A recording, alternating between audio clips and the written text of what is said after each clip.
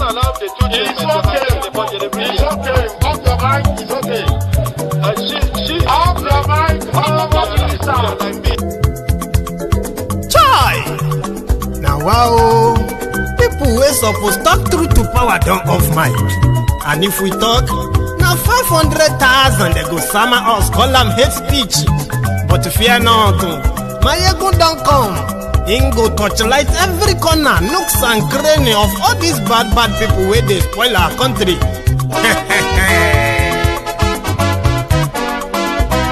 So my people make we laugh, yo yo. My ego don't come, oh yo yo. My people make we shout, oh yo yo. My ego don't come, oh yo yo. My ego don't come, man of the masses, oh yo yo. My ego don't come, oh yo yo. My ego politico, yo yo. My ego don't come, oh yo yo. This one not the off in mind, oh yo yo. My ego don't come, oh yo yo. And in the touchlight every corner, oh yo yo. My ego don't come, oh yo yo. Okay, some people be they holla say they want the power. Chai, them be promise us say we go get light and power. Nah. Them hustle sote they can't get the power. But now they know they do anything with the power. Sure. Every day, dollar just they get the higher power over naira. Still them talk say make we off mind. But thank God say my ego don't come. So my people make you laugh, oh yo yo. My ego don't come, oh yo yo. My people make we shout, oh yo yo. My ego don't come, oh yo yo. My ego don't come, man of the masses, oh yo yo. My ego don't come, oh yo yo. My ego don't the politico, oh yo yo. My ego don't come, oh yo yo. This one not the off in mind, oh yo yo. My ego don't come, oh yo yo. Person where they do evil, no one make person talk. Them say that my ego, that man too they talk. He too they talk. Say my ego diary, he they hot like pepper. But every day then they take money in bulk. Woman picking, they the street they hawk. Still them talk say make we no talk. But thank God say my ego don't come. So my people make you laugh, oh yo yo. My ego don't come, oh yo yo. My people make you shout, oh yo yo. My ego don't come, oh yo yo. My ego don't come, man of the masses, oh yo yo.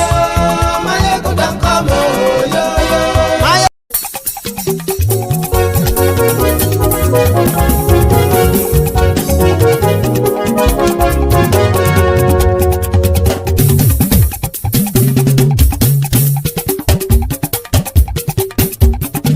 Mayegun làwa mọ̀ làmọ̀ tó dòdòdò. Mayegun diary Nayibi number one. Mayegun làwa mọ̀ làmọ̀ tó dòdòdò. Mayegun diary Nayibi number one. Mayegun ti dé o ọ̀rẹ́ ara ìlú. Mayegun diary Nayibi number one. Lórí Facebook lórí YouTube. Mayegun diary Nayibi number one. Gbogbo bó ṣe ń lọ ni Mayegun já wa sí. Mayegun diary Nayibi number one. Àṣírí ọ̀jẹ̀lú kì í bò níbẹ̀ o. Mayegun diary Nayibi number one. Bó bá ṣe eré àní Mayegun máa wí. Mayegun diary Nayibi number one. Ó sì tún ṣe eré wàá gbọ́ níbẹ̀ o. Mayegun diary Nayibi number one. Mayegun diary politico. Mayegun diary Nayibi number one. Godfather Rabiu kò sí lọ́rọ̀ Mayegun. Mayegun diary Nayibi number one. Ẹ farabalẹ̀ sẹ́ o kẹ́gọ́rọ̀ lẹ́nu o. Mayegun diary Nayibi number one. Àní Mayegun làwa mọ̀ tó dòdòdò. Mayegun diary Nayibi number one.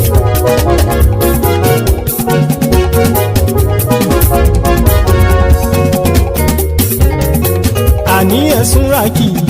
Mayegun ti dé. Mayegun ti dé. Ọ̀jẹ̀lú ẹ̀sùn ràkì.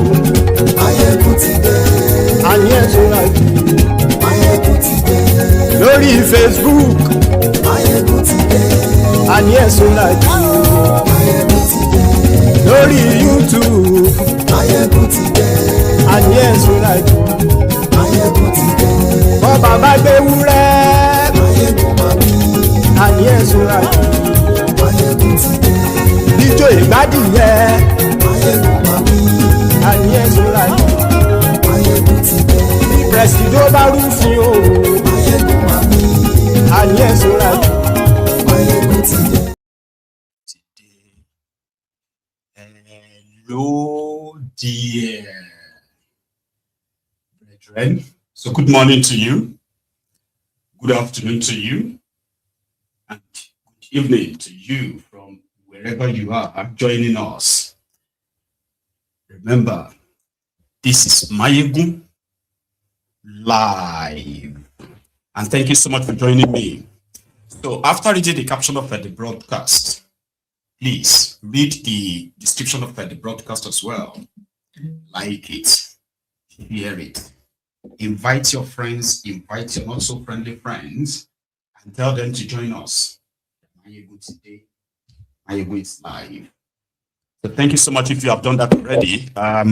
Yeah, we are going to start with the politics in Kano. You know, in the last few weeks or months, we have been reporting the supposed relationship that was kind of like a brew between the Kwankwaso's godson in Kano. So in 2023, it was more or less like Kano State, where the NNPP, as they are called, right, were able to wield the influence of Kwankwaso, and they produced a governor. However, it is said that according to Buba Galadima, that's the one that is reporting. So they said that from the moment this Kwankwaso's godson became the governor of Kano, his friends or the enemies of supposed opposition to Kwankwaso have been telling him to jump ship, to betray Kwankwaso.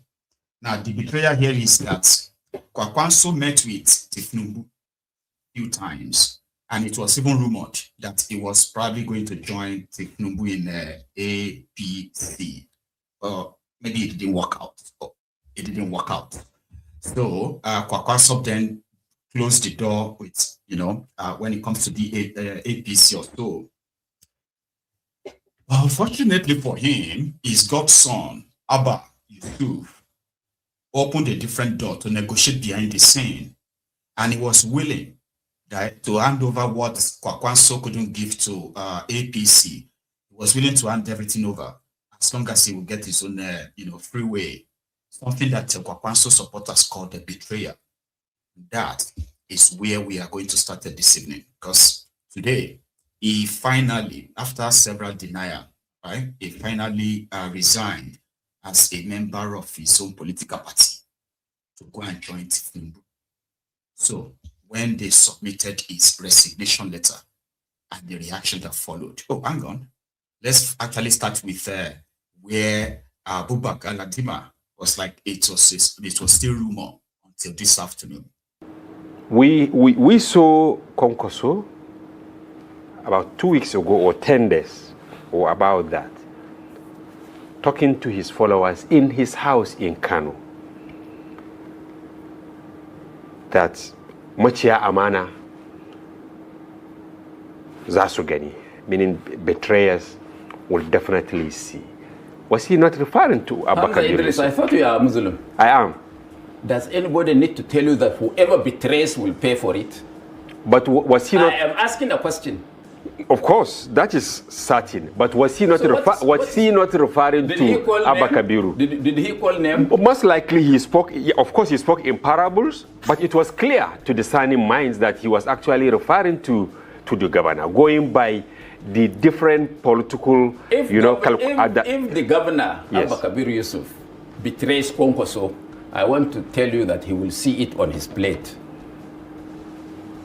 He has not yet done that. We are waiting.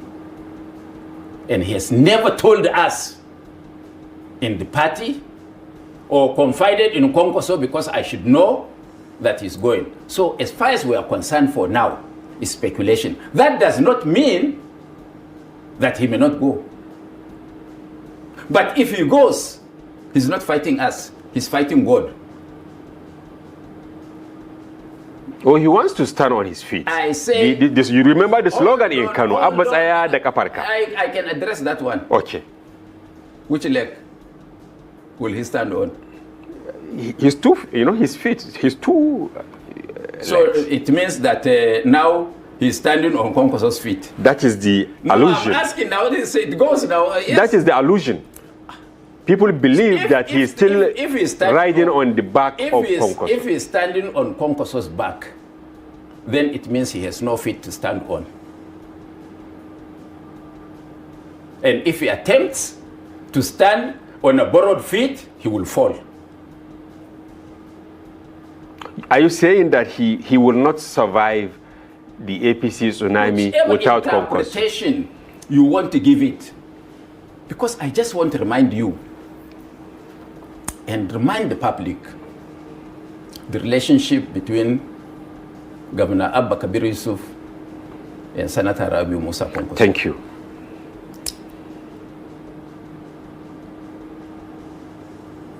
No, I shouldn't use some other words. Let me be generous. Okay. They have been together for over 30 years. Before politics, in politics, and in governance. The world should know this. And Kwankwaso almost lost all his disciples because he anointed Abba Kabir Yusuf to be the governor of Kano. And all of them, I can count 20 or more senior people to him in the movement, left to Kwankwaso because they felt that Abba was not the appropriate person to be governor. But all of them forgot one thing, that it's God that makes the king. So, Kwankwaso anointed Abba Kabir Yusuf. And he won election in 2019. Do you believe me? I'm with you. No. Do you believe me? I'm with you, engineer. I thought you are a courageous man. I am indeed. As a journalist, I take opinions from all shades. Of course, you people believe that he won 2019, but then Ganduje was declared winner. Ganduje served between 2019 and 2020. Thank you very much. That's all I want. God did not make him governor that time, even though he won the election. Ganduje was declared with the help of General Buhari. And in 2023, again, the same Kwankwaso decided that he should be fielded. And he was fielded. During the process, Ganduje, who rode on the back of Buhari in 2019, now was stupid enough to call Buhari Habuna Habu. You are from Katsina. You know what Mama Shatta meant by Habuna Habu? Is the greatest insult you can do to an individual if you are called that name. Because that was a drunkard, sleeps on the streets, drinks and urinates and... You see the pattern? It is the case of Godfather, the godsons, who are parting ways as they are choosing different political causes for their own political survivors. Abba Kabir Yusuf, the Kano governor, has been reported to have decried the degradation or kind of like an insult that Kwankwaso and his camp, right, have been meting to him, in the sense that he's not really recognized, or it feels like he's not respected enough as a governor, whereby most of the decisions in the government and what have you is, have to be like rooted through Kwankwaso, something that Kwankwaso himself also denied. So Abba Yusuf indeed ran in 2019, and he was believed to have won, just like Peter Obi and Atiku were believed to have actually defeated Bukwari and Oshi-Omo-Ole at the time. For those who have enough memory to remember how that played out, right? So Kandola benched Kwankwaso and his camp in 2019. So 2023, they doubled down, and that paid off. And it seemed that Kandola lost a lot of the political will in that regard. He became APC chairman, then he lost that as well. So, but they need Kano. They do. It's not because they want to win Kano or anything, from what I've gathered. It is because they just need something that will give them 25% or something. And like I said, the pattern, it is similar to what is going on in Rivers State. Those who said, even though Kwankwaso denied, there are those who said that their relationship have gone so bad that Abba Yusuf may not get the second term. I don't know how that's kind of like possible. So these are the things they said pushed him. But Galadima, who is also like in-house guy with them, right, have this to say on that. Immediately, Abba Yusuf became their governor. What happened?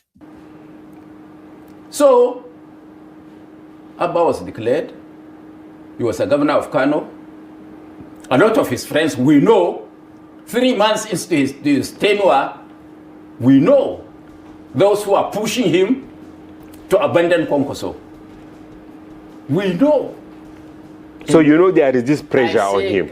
It doesn't matter. I mean, you know there is pressure on him to abandon Kwankwaso? I say we know. I don't want you to go further.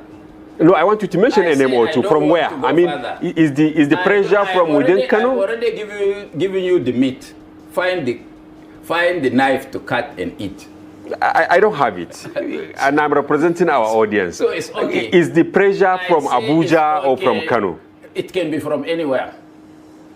But it appears he has started. He should abandon Kwankwaso. For me, personally, I think he has stayed long enough with the Kwankwaso. And he can leave now. At least I know he stood long enough under that pressure. Maybe he's relieving the pressure now. Maybe, I don't know. Because he has not said he's going yet, officially. But the feelers around him have indicated that he is leaving. We don't talk to them.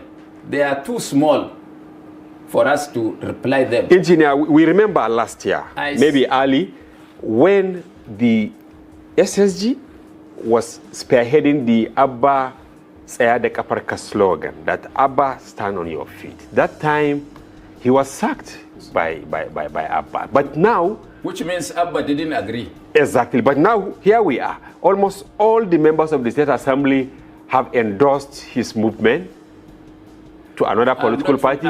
Almost all the local government chairmen in Kano have also agreed that he should move. So, where are you, engineer? Are you aware of all of these developments?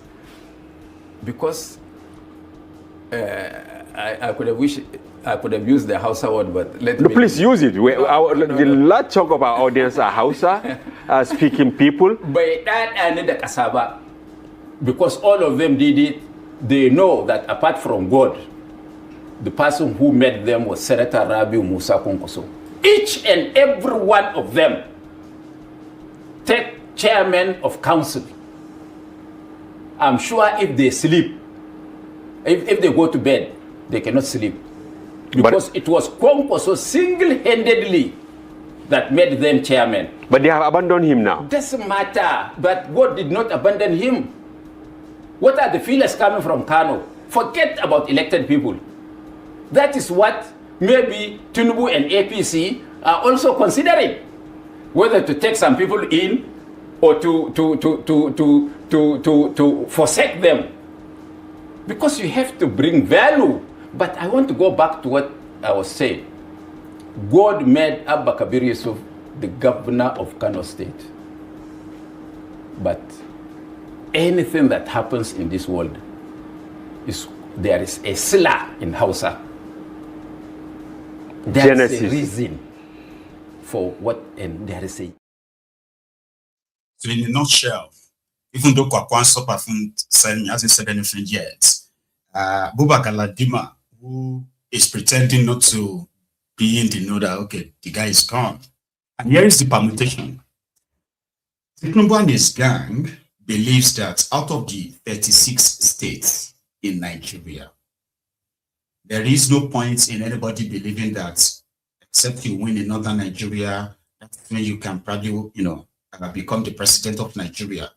The obedient have demystified that, and the Supreme Court of Nigeria also have interpreted the law to say otherwise than what it used to be. So the entire political, geography has sort of like shifted from what it used to be. However, what Tinubu and his gang want to do is this. If the opposition finally formed anything at all, before that, like out of the 36 states in Nigeria, if you can get anything from 30 and above, to have them as sign-on members of APC, that is like having maybe 30 governors. So what that does is this, it will help them maintain the never seen before scientific rigging. I will explain. Their constitution says you need to win the 2/3 of the entire 36 states, plus Abuja, but they have interpreted that one to something else now, right? So now Tinubu doesn't need to win 36 states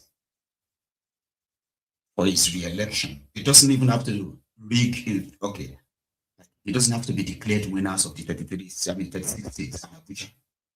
All they want to do is to make sure that if the opposition finally form their base, that they have to put all their eggs in one basket to face in. Wherever they might pretend to be popular, or wherever they are popular, with APC governor, his own job is just to make sure that when they declare the opposition winners, I'll give you an example. Let's say they declare the opposition ADC winner of the Kano election.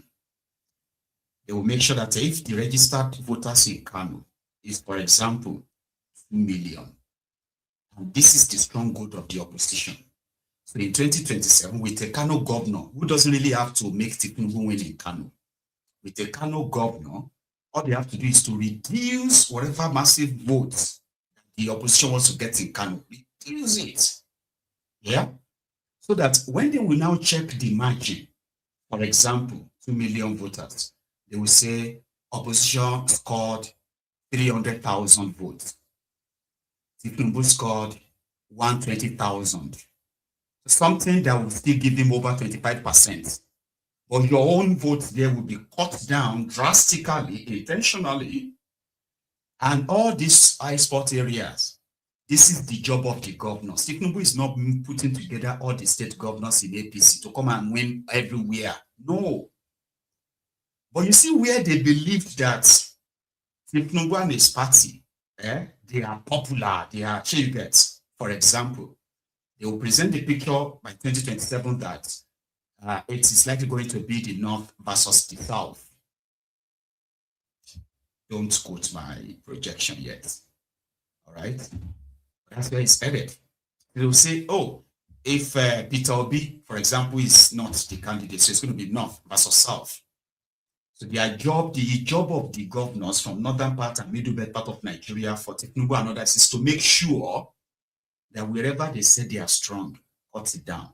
And then you will see Ondo, maybe Ondo State have 1.5 million voters. They will now say APC scored 1.1 million votes. Opposition scored 250,000. They won't meet 25% there. They will ensure that they will never get 25%. Where it is presented that Tinubu is popular, APC is popular, so they are expected to. So by the time the whole result will come together, they may tell you that Tinubu only won out of 36 states. They may say he only won in 18. right? Oh, sorry, 19. And the opposition won in 17.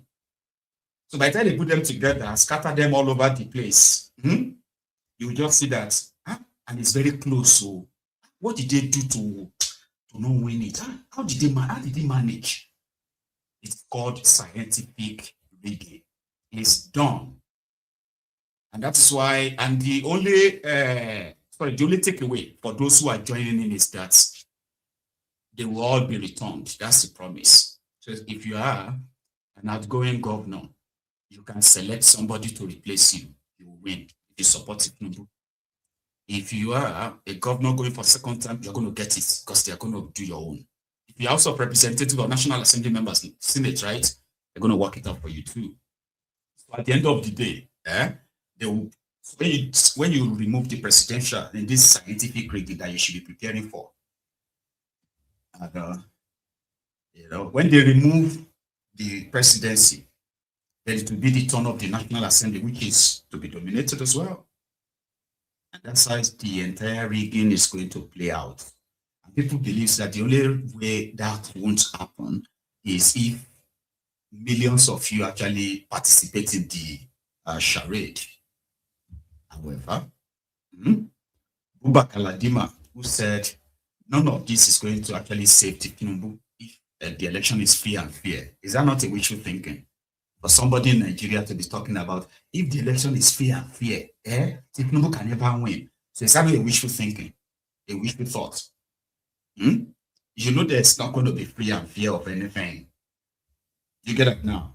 Electoral reform or anything that could actually a little bit guarantee free and fair election is never going to be passed. And whenever it is passed, it's always going to be the skeletal one that is going to work against millions of you. And I've said this before. It is not those who, not me, people have said it. It is not those of you who actually go out there to go and participate in their charade, right? That will determine the outcome of elections. But those who act behind the scene to announce the results, the INEP.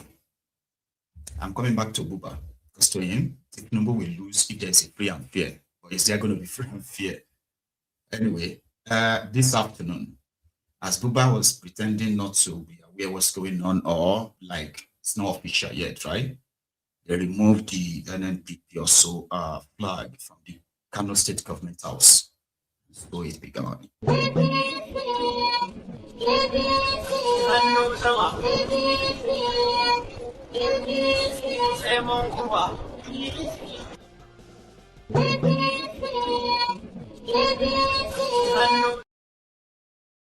And this was after the governor, the deputy governor, the cabinets of Kano State, the local government chairman and vice chairman, the entire Kano State House of Assembly members who are NNPP have all decided to follow him. First, they went to submit his resignation letter from the Kwankwaso's party.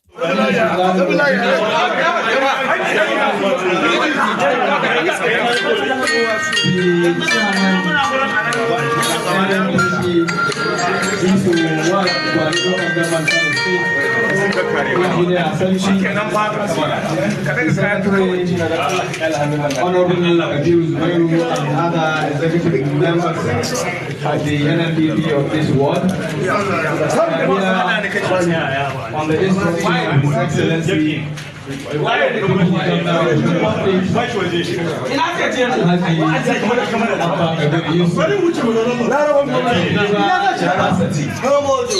deliver a message, to deliver specifically a letter of resignation from the NNPP.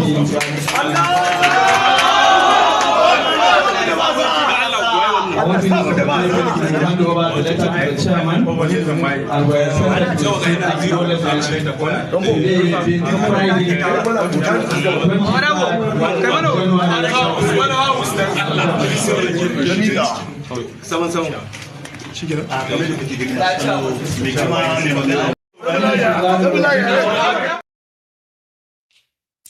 there's something I sort of, detest about these guys. is the fact that, and more reason why investing in their election or charade is a pure waste of time, waste of lives, waste of resources, and every waste you can think of, okay? People reject a party that they felt like have slighted them or failed to deliver. And then they follow another ones that they believe will be different. Only for these different ones to now take their mandate and give it back to the people they rejected. And they will, both of them will now come out and laugh with the people and they expect you to act. I mean, I don't understand. And that's the similar pressure they are mounting on Alex Otti in Abia, but we're going to get to that. So, Buba Galadima, none of this will save Tinubu. None of this will poaching the opposition and this. Right? Yeah. And I can swear by the Quran that Atiku Abubakar won that election on adult suffrage. The mere fact... He won the election? Yes. I've said this times without number. Times without number. Even when Buhari was in power, I said it over 1 million times in the press. Buhari lost 2019 election to Atiku. The mere fact that he was not declared, the mere fact that Buhari was announced, the mere fact that the judiciary sanctioned that improbability does not mean that Atiku didn't win that election. And I stand by my words. I'm not supporting Atiku now for some obvious reasons, for example, but the truth must be told. There is no APC presidential candidate in 2027 that can get the mandate of the people if there is a free and fair election. You are saying Tinubu will not win? He will not win. Despite all the defections? If there is a free and fair election, let him try it. I challenge him. On what template are you actually basing your argument? You don't go to the market. You don't go to the market. I do, even today. Do you have any relative that goes to the farm? Almost every other person in my family. How many farmers are, how many percentage of Nigerian population? They are in the majority. And none of them, no farmer will vote for APC government because deliberately this government destroyed agriculture and the incentives to go to farm. Okay, maybe we'll discuss this deep into the conversation. Don't run away from this. I'm not campaigning. I'm saying the obvious. Yes, because... Don't run away from this. I will not run away. I will still come back to it. People should know when we buy fertilizer, those of us who are farmers, for 70,000 naira per bag, the bag of millet is 16,000 today. The bag of maize is 20-something thousand. The bag of beans is 36,000. But buyers are happy with the development. Which means that next year there would be no incentive for anybody to go to the farm. And if they don't go to the farm, because this government has decided to import things that Nigerians can produce so that they will crash the price and deal with some parts of this country as they are doing, then there will be problem because there will be insecurity. People must eat because if they don't go to farm and they have to eat, it means you cannot sleep in your house. And that makes it easy for me that the APC will lose election flat. And I can swear by the...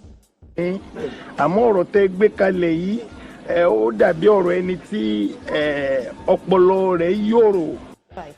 Who did this thing to us? May God forgive all of us. Right, right. So, Buba Galadima believes that if there is a free and fair elections, right, Kalu or no candidate of APC will be voted for. Well, I mean, majority of them shouldn't. And I'm actually talking about not just being removed, but also being tried for treason. crime against humanity and crime against Nigerians. But he's talking about farmers. That's quite an argument, though, if you come to think of it. A lot of people who have every sector of Nigeria that the APC, Egbekegbe, have ruined in the last 10 years can begin to pick all this side, especially that agriculture.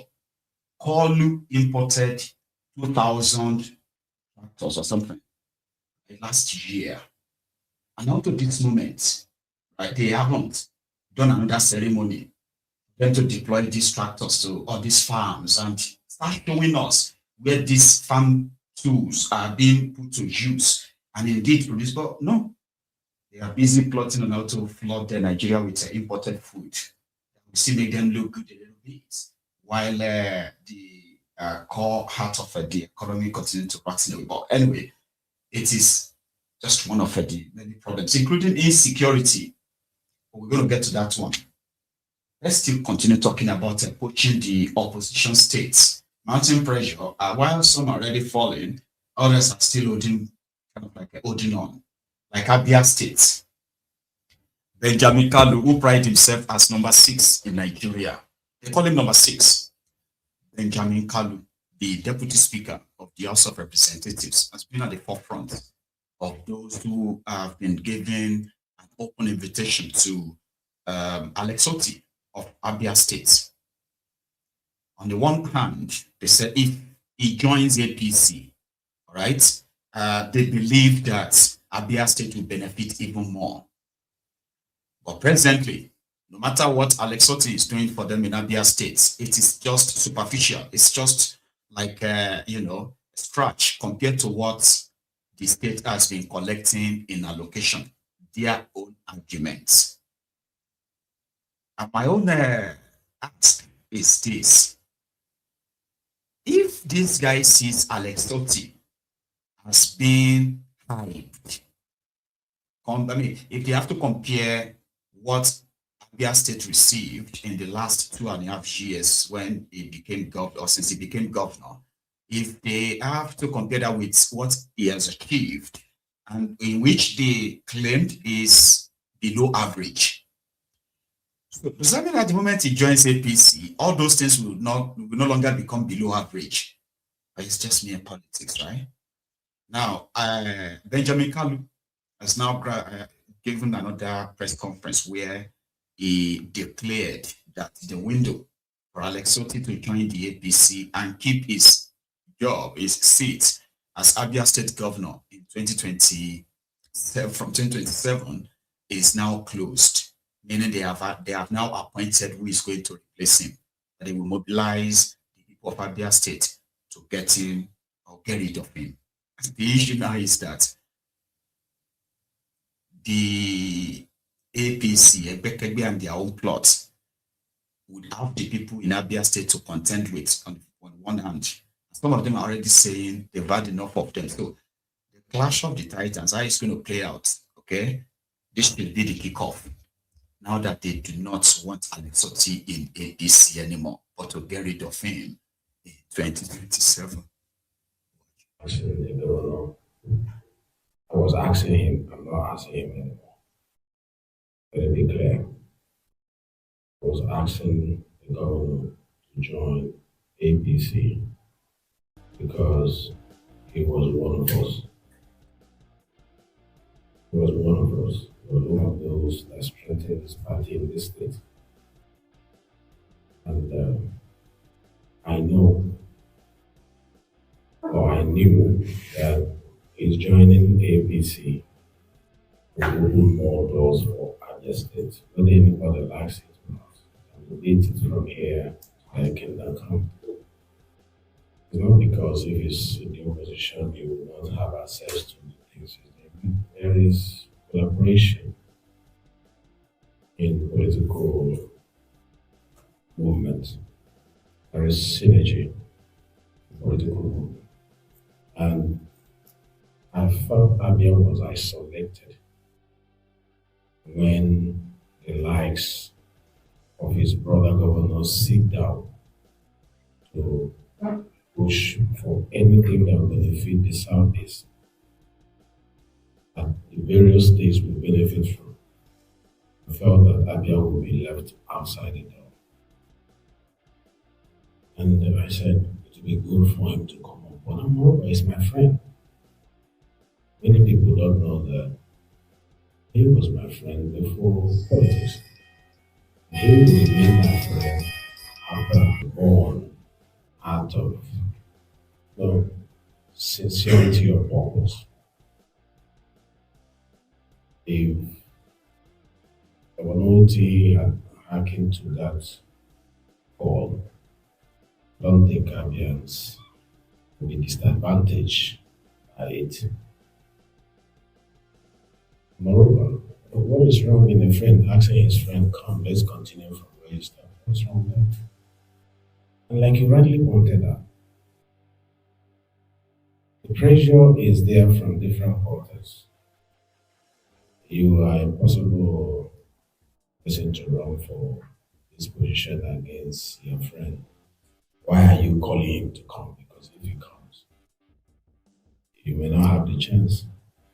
And the truth remains that I wanted him to come, to take over. And I would support him if he had come. If he had listened to us that time, definitely we will all queue around him. That would have demystified that assumptions from propagandists who are saying he's running for governor, he's not running. But if he refused to come like he has refused to come, party will choose somebody who it is only natural to choose somebody to run for that. We're not going to leave it back. I'm not saying it's going to be me, but I wanted it to be him because it was part of us who built together. That's the truth. So when people go with the narratives that are even blocking from coming into the party, say, I've spoken to him privately, send him private messages, urge him to pray about it. Because I meant well. And now we cannot extend that invitation forever. He's a man, he knows what he wants, and take a decision.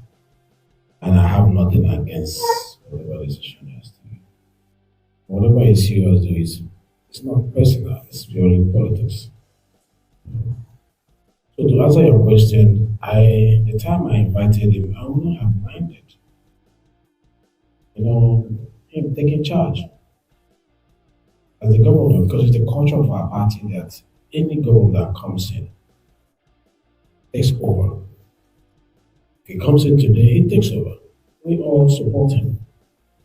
That's a fact. So it's nothing personal to him. When I hear people say, I want to stop him from nothing like that. And there's nothing wrong if a political party goes about scouting for membership. If I reach out to him and say, come and be our member, just like I reach out to so many people. In the past, I reached out to Governor Oshi. I said, come and be our member. He said, he's already with you people. My wife is already with people. And we kept pushing. Today, he's part of us. Governor Bazo has not joined us as member of APC. Still in PD, but I'm still reaching out. Asking him, come on, this is where I'm extending the thing to my friend Governor Alex. At the same time, we are extending to Big Governor. I said, come, let's build a formidable platform we can use to be relevant at the center and also impactful at the local level. So that is, I'd like to answer your question. It was nothing selfish. So if it was self-centered, I would be one of those blocking him. If it's just I want to be governor by all means, I want to go and run for governor, I'm not declared. I would have blocked. I said, no, he should not come in. But I'm the one here singing to him, come, let's build together. Come, let's build together. I think I did what I was supposed to do as a party leader and as a member of National Caucus of the party, member of National Executive Council of the party. We are just told to reach out don't get it. Is that how he actually talks? Benjamin Kalu. Anyway, you heard him. So as Oji Kalu, you have Benjamin Kalu, then you have Ikpeazu, and then you have Ikuku, which is the son of Theodore Oji. So they are all in the same camp, and they will be working on replacing Alex Otti if he failed to join APC. And this was him. I don't know if this was before or after the press conference. So he was saying in his own convoy.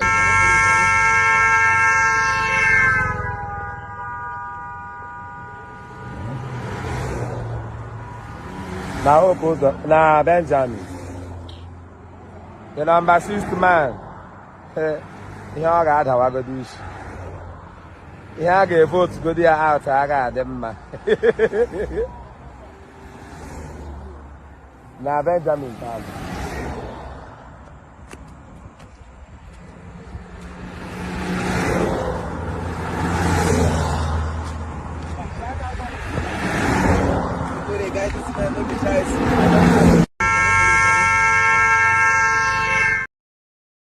Number 6 man, Benjamin Kalu. So the guy recording the video was like he's riding on his way to be voted out. So it's kind of like a tense conversation in Abia State right now. So it's going to get more interesting in the face of politics. Some will say Benjamin Kalu is a clown. They ignore him. I've had people from Abia State who have told me that ignore that small boy. And I was like, no, he's not a small boy. But he's a small boy. Don't worry. That thing that is making him feel like he will soon have his wings clipped, blah, blah, blah. So we get to see that. All right. But it's not actually really the only clowns that have been entertaining the face of Nigeria. The other one is a king. This one is number 6 man, the Deputy Speaker of the House of Representatives of Nigeria. Another one is a king, a Kalabari king, King Asari Dokudum. Now, King Asari has different kind of like personalities. You have to put it that way, okay? So he's a regular user of Facebook Live, where he regularly heard his own views. And usually people get to provoke him in the comment section that he will pick on them and then just have into something so different from what he's been talking about. So in one of those instances, or one of those scenarios, Asari Dokudum was talking about religion in Nigeria until the conversation got a little bit tweaked and twisted, sort of. And it landed where I'm about to share with you. Asari said he is one of the most hated people in Nigeria, and they hated him because he is a Muslim, he converted to Muslim. He said the Christians hate Muslims in Nigeria, that the Muslims are the most accommodating, they don't love us, and the blah, and some other things. He said, I present to you the king of clowns, or however you want to put it, King Asari Dokudum. People say, would you allow your children to carry gun? Look at this, my children to carry gun. My family members are in the commanding position of all my information. And people complain, oh, your family members are this one. They are complaining. People who work with me. My family members are in the commanding position of almost all my information. I'm one of the most hated person. People don't like my God. They don't like me. They don't like my God at all. Look at this one. Is it the only Abakri? Why is he so arrogant? Why is he doing this? Why is he doing this? Muslims and Christians are not friends. That is the truth. People will not say it. We're not friends. Christians hate Muslim, wants to kill Muslim at all times, want every evil against Muslim. It is Muslim that are accommodative. Go to every part of Nigeria where Muslims are. You see Christians. You see Christians in every village. They are living there. They are doing their business every day. Well, how does Almajiri disturb you? Is it your business? You to stop it, tell your people to stop Yahoo, ritualist, 419. You tell your people now. How does Almajiri disturb you? If we are to be frank, who really promotes hate in Nigeria? Is it a Muslim? No. Muslims are more accommodative. You are there.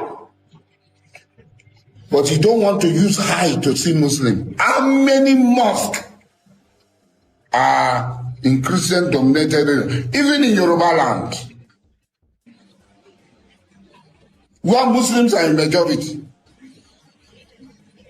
How many mosques are in non-Muslim dominated area? But the biggest, you go to Sokoto, you pass Sultan, you see a very big church. We will allow that.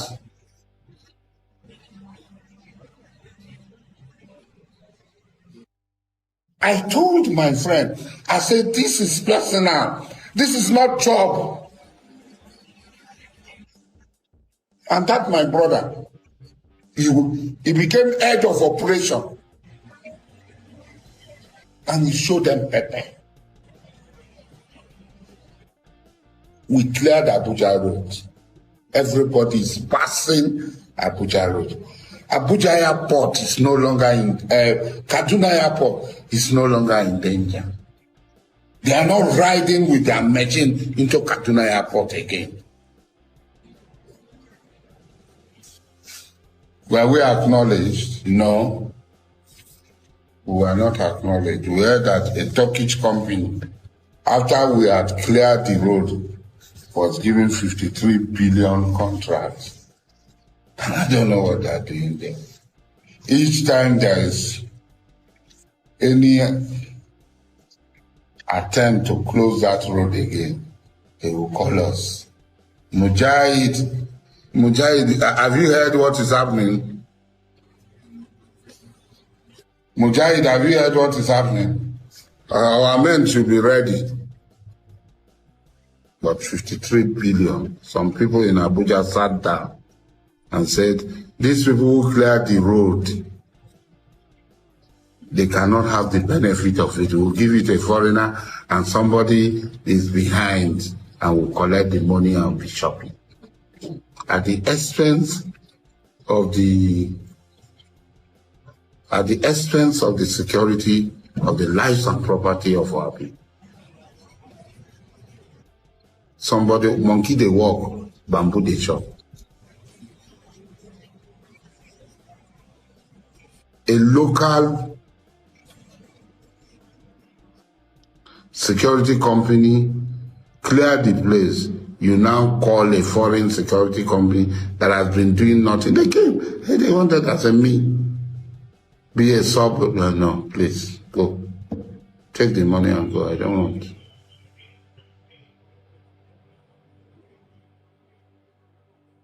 Very bad things are happening.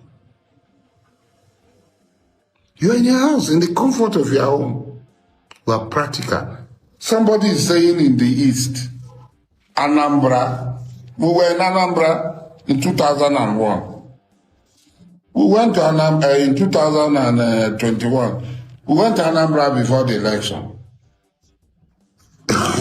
Some people in Anambra did not like us. They refused to pay.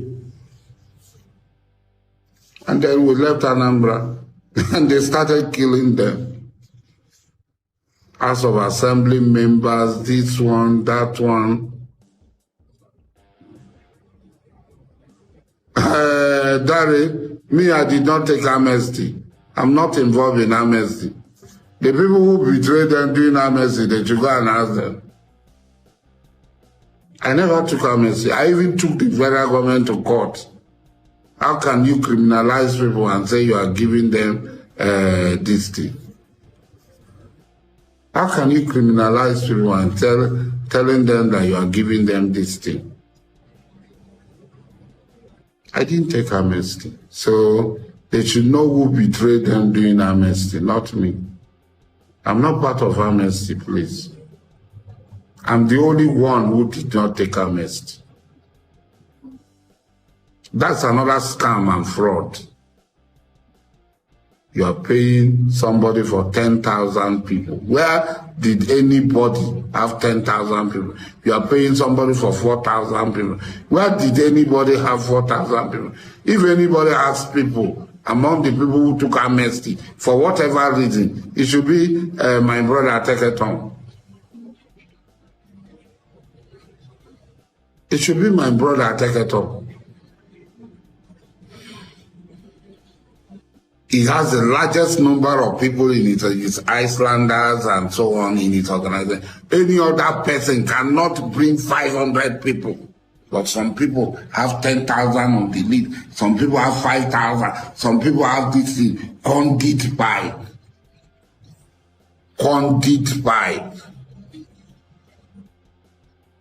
In the guys. How many times would they tell you before you know that Nigeria is not for you? Ah! Now they never leave you. They have left you behind. Photo, not be juju be that. Sorry, oh. May God not allow them, make them kill you. 70 years old man.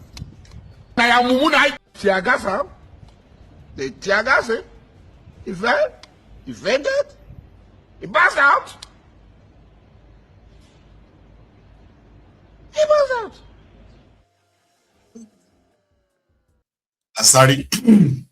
So Asari is letting us know that he's been shortchanged again, especially where they have been contracting them to provide backup security to help them chase the terrorists. That's the posture he's always putting out. You know, that's Asari. But now let us take a little bit of a detour. It is announced in Nigeria that it's NAFDAC. NAFDAC placed a ban on sachet alcohol. You know, this alcohol in the sachets, the shepe. So NAFDAC started confiscating them, and people are beginning to let them know the consequences of that. The excuse given by NAFDAC is that, number one, a lot of people, right, most of them, like during the day, they kind of like it's kind of like easier for them to pocket all this alcohol and be drinking and all that. And also, there have been so many adulterated ones, fake ones. So in order to end that scourge, it is to place a ban on it, among many other reasons. But people are now telling them that you have no idea what you are trying to do.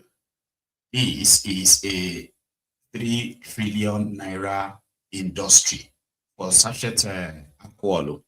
So 3 trillion naira industry with over 100,000 jobs that will be destroyed if they allow this ban to hold.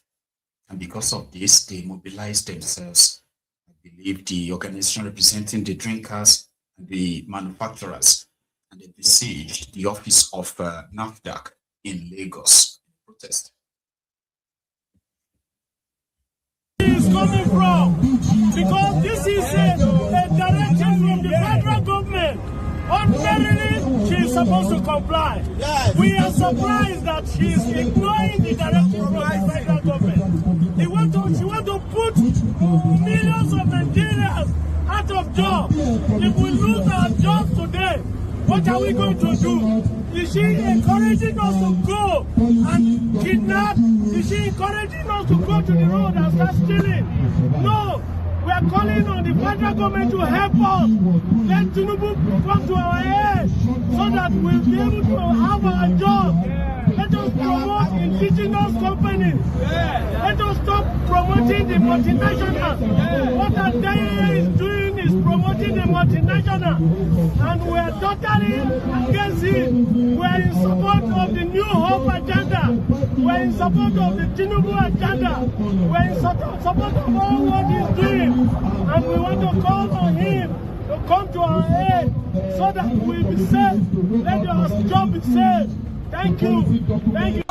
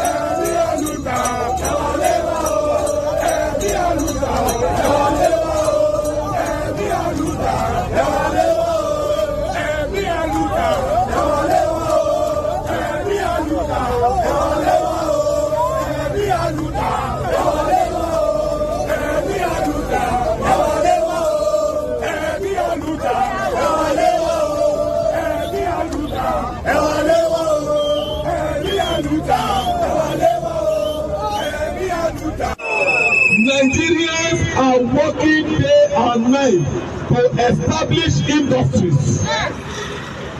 But Madam Adeyeye is working mischievously, secretly, to favor the multinationals. Now she came on air to say that the beer is 5 to 8% alcoholic content. And then we ask her to come and tell us which of the beer is 8% alcoholic content. Which means she too, she doesn't know. If he didn't say, he didn't say. Now, we have discovered that all that she has been feeding the public with are all misappropriations.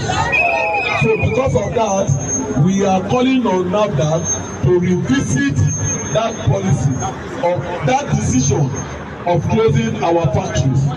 Why Bola Ahmed Tinubu is trying to make sure that he is coming from.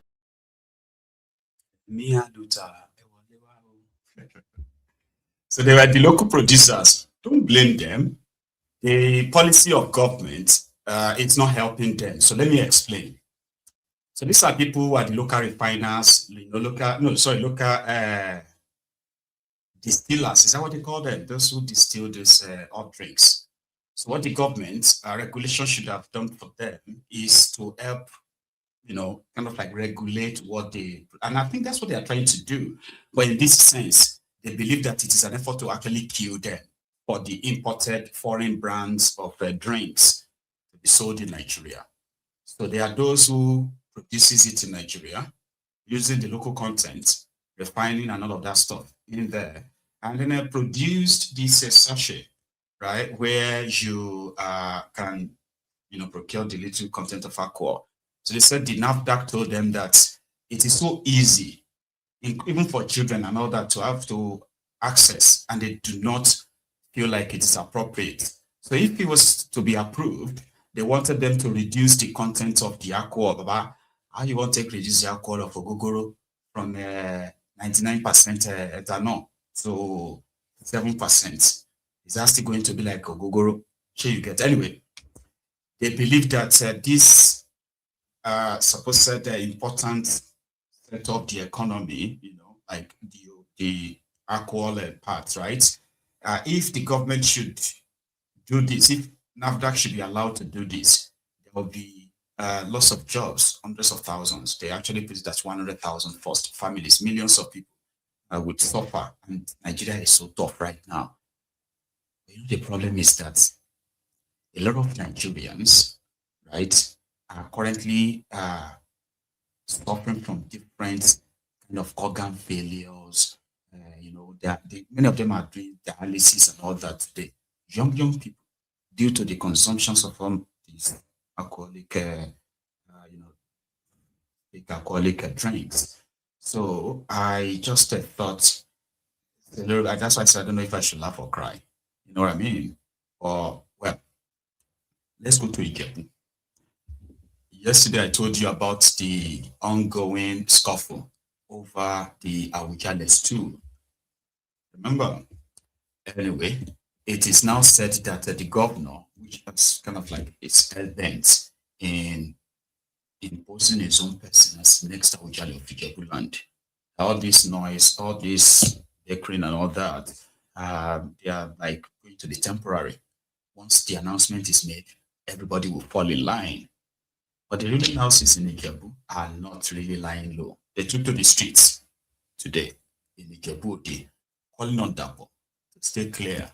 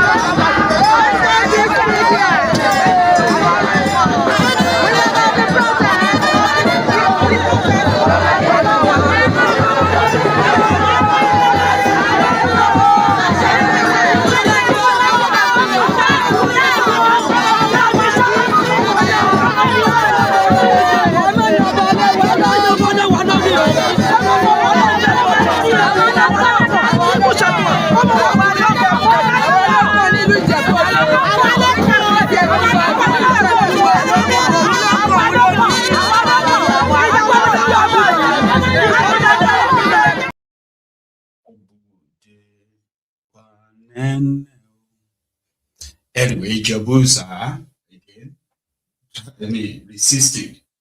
But if anyone has been very much like following the complete breakdown of what we can call the rule of law in Nigeria, and then a switch from the normal traditional ways of choosing traditional rulers, that's what they are called traditional rulers, traditional ways. And some of these have been so corrupted, taken over by the political class. There's nothing these guys have not really infiltrated except the military. That's the only place they've not really sent their children to. The judiciary, the traditional stools, they have always been interested in them because they believe that they are part of the whole.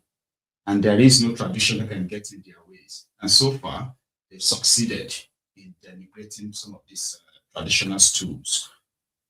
People are protesting that they don't do this. Isn't that enough message for somebody to say, well, if people are not going to follow this, then there's no point. We should just let them do what is right.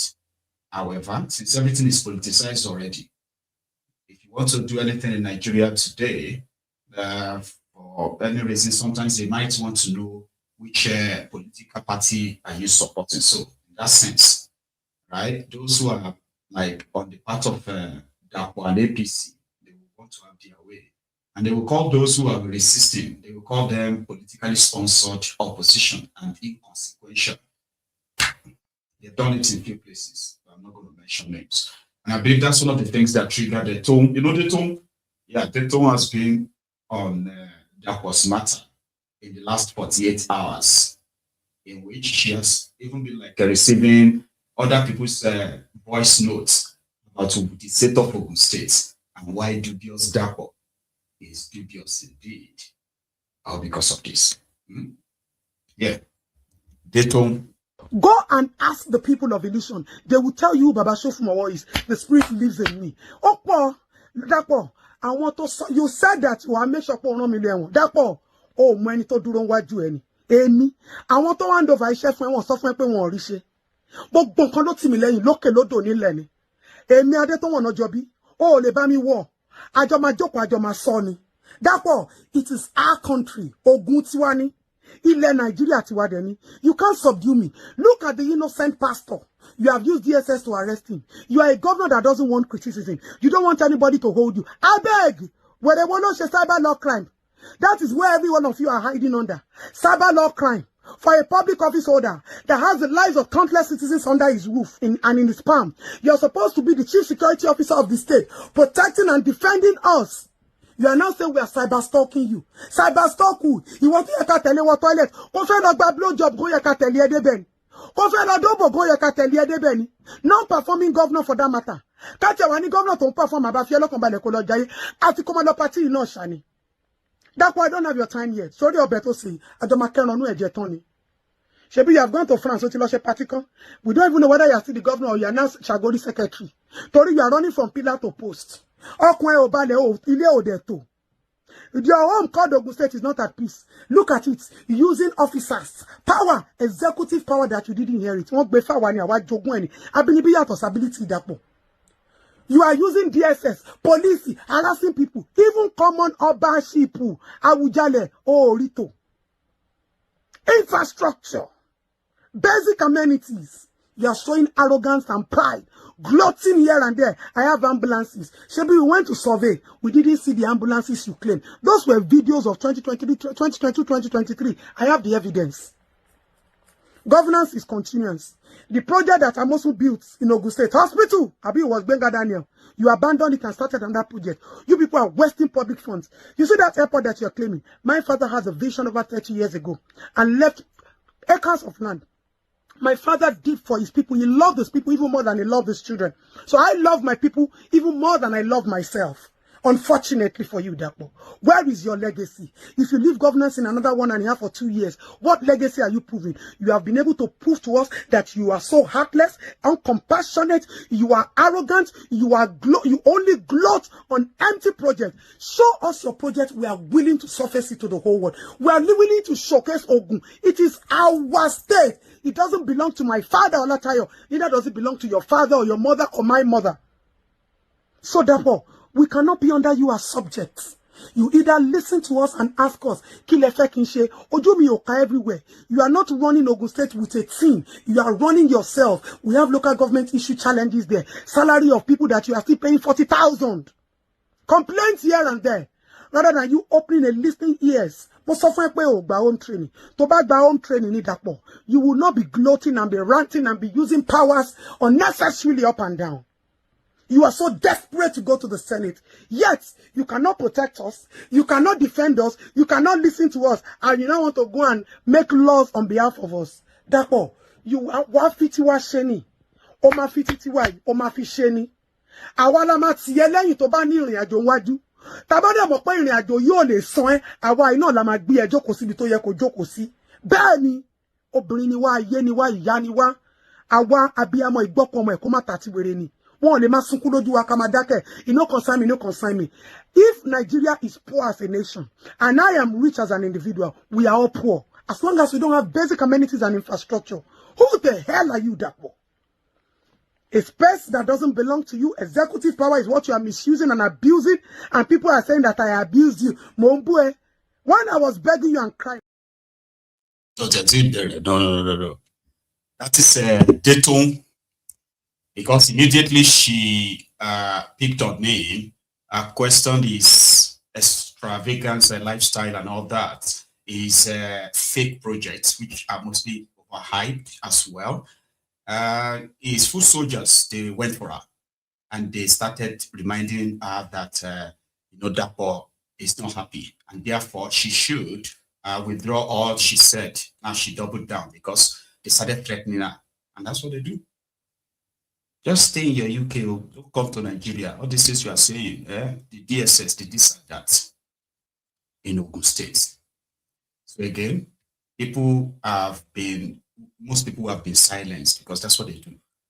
A young man who is also, is actually a pastor. He's also a member of the APC, right, in Ogun State. And he's been going about recording the state of Ogun State roads, just to bring the attention of the governor, the government. Something that ordinarily people are being paid to do the same. I mean, he's got several advisors. They all do, right? But yet, they will drive on those terrible roads, see all those decaying infrastructures and all that. They also go back there and praise him and say, oh my God, he's turned this state too. And they always do that. Indeed. So if you by any means start saying otherwise, they will call you the enemy. And they do to enemies to try to neutralize you, intimidate you first.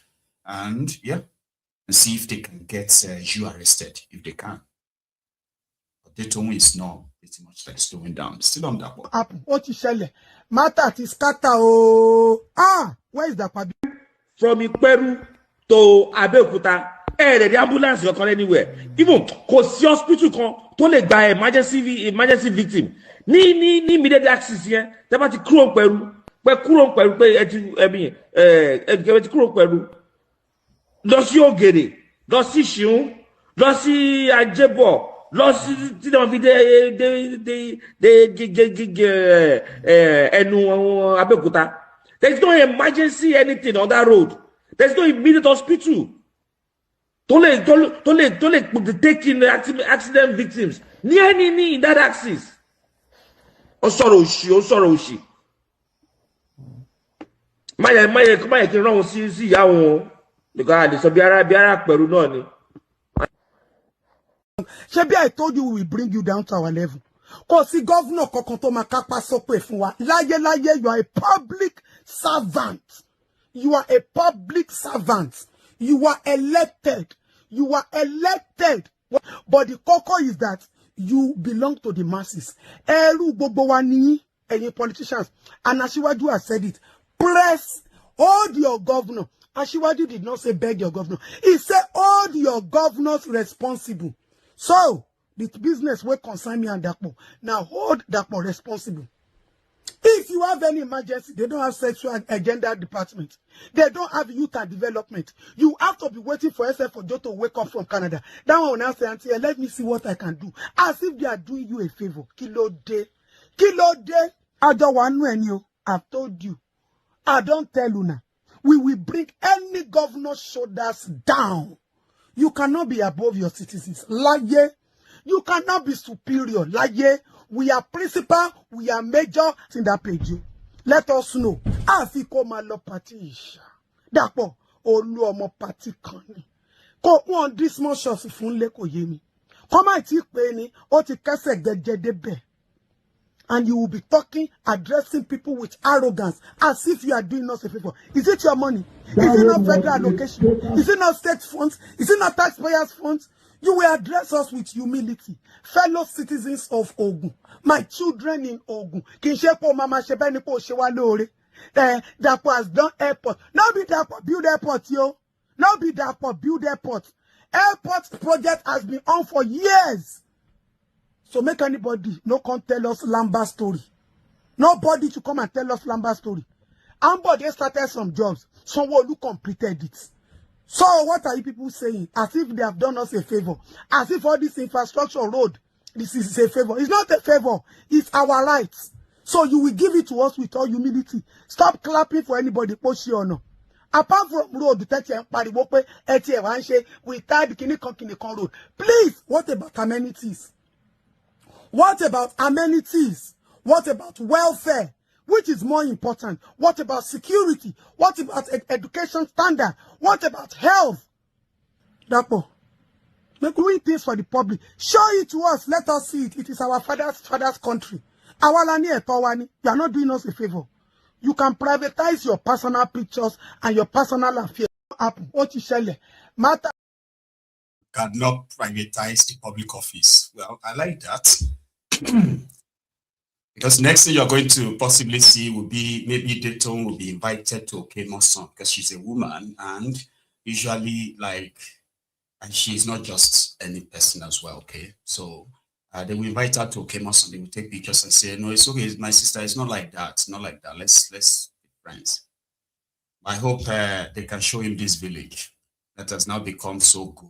A ghost town. Some said no, they were in the farm. Iṣẹ́ tó yẹ kó jẹ́ number 1 káàkiri àgbàlá ayé tó jẹ́ kó lọ́wọ́ kọ́kọ́ tí máa ṣàánú èèyàn wàláhì iṣẹ́ mọ́tò ni torí challenges tán mọ́ mọ́tò fèsì kì í ṣe challenges kékeré ẹ̀yin náà wo gbogbo abúlé yìí àwa lòdù ń bẹ̀ ní ẹrù táwa lòdù lélẹ̀ yìí o gbéégún ló lé wọn kúrò ní gbòòrò ní gbẹ̀rànkó ní gbogbo ara abúlé yìí ti fi abúlé yìí lẹ̀ láti bí ọdún 10 náà ti fi abúlé yìí lẹ̀ ibẹ̀ làwa tí ìtọ̀ wà àtún lóòdù tán jọ náà àtún dúró díjọ́ kejì kan tó lóòdù wa tán ẹ̀yin náà wá wo nǹkan wàláhì iṣẹ́ mọ́tò ọlọ́ọ̀bá ń gbọ́ nǹkan táwa dẹ́fà tá à ń fèsì ọ̀pọ̀ ó na àwọ̀ ọ̀bánidé bí o tẹ́ bá tún wá pè yín ọ̀rọ̀ burúkú náà tó máa sọ sí yín tẹ́pẹ́ wa kan fi ẹ̀mí wéwu wá bẹ́ẹ̀ ni tẹ́pẹ́ àwọn àmọ̀kẹ́ta ń fèsì ọ́fíìsì ni wọ́n wà tó lè la fi máa sọ pé àwọn ọmọ tá a máa ń fèsì níbi tá a bá tẹ́ ẹ bá rán wa pẹ́ ká ti lọ lóòdù wàláhì kọ́lọ́ gbàdúrà gbogbo wa ni iṣẹ́ yìí ṣe ṣe kéèyàn náà mọ̀ dúró náà ń di ẹ̀ kọ́lọ́ gbàdúrà. If you don't understand Yoruba, all right, when I posted that video on Facebook, a lot of people just looked at, they were like, if people are not living in the village, who are those who put those bags on the side of the road? Then maybe they were all on their farms. That is why the entire village is. But the voice over on that video, right? That voiceover was telling us that that village has been like that for 10 years, right? That they have no idea what chased everybody away from there. But there is something that some people are not paying attention to. I'm going to play the video again, and I'm going to ask you to pay attention to it, okay? It's the fact that when you look at those bags placed on the side of the road, he is a driver, by the way, he's a driver who is there to just pick all those things up and take them somewhere, right?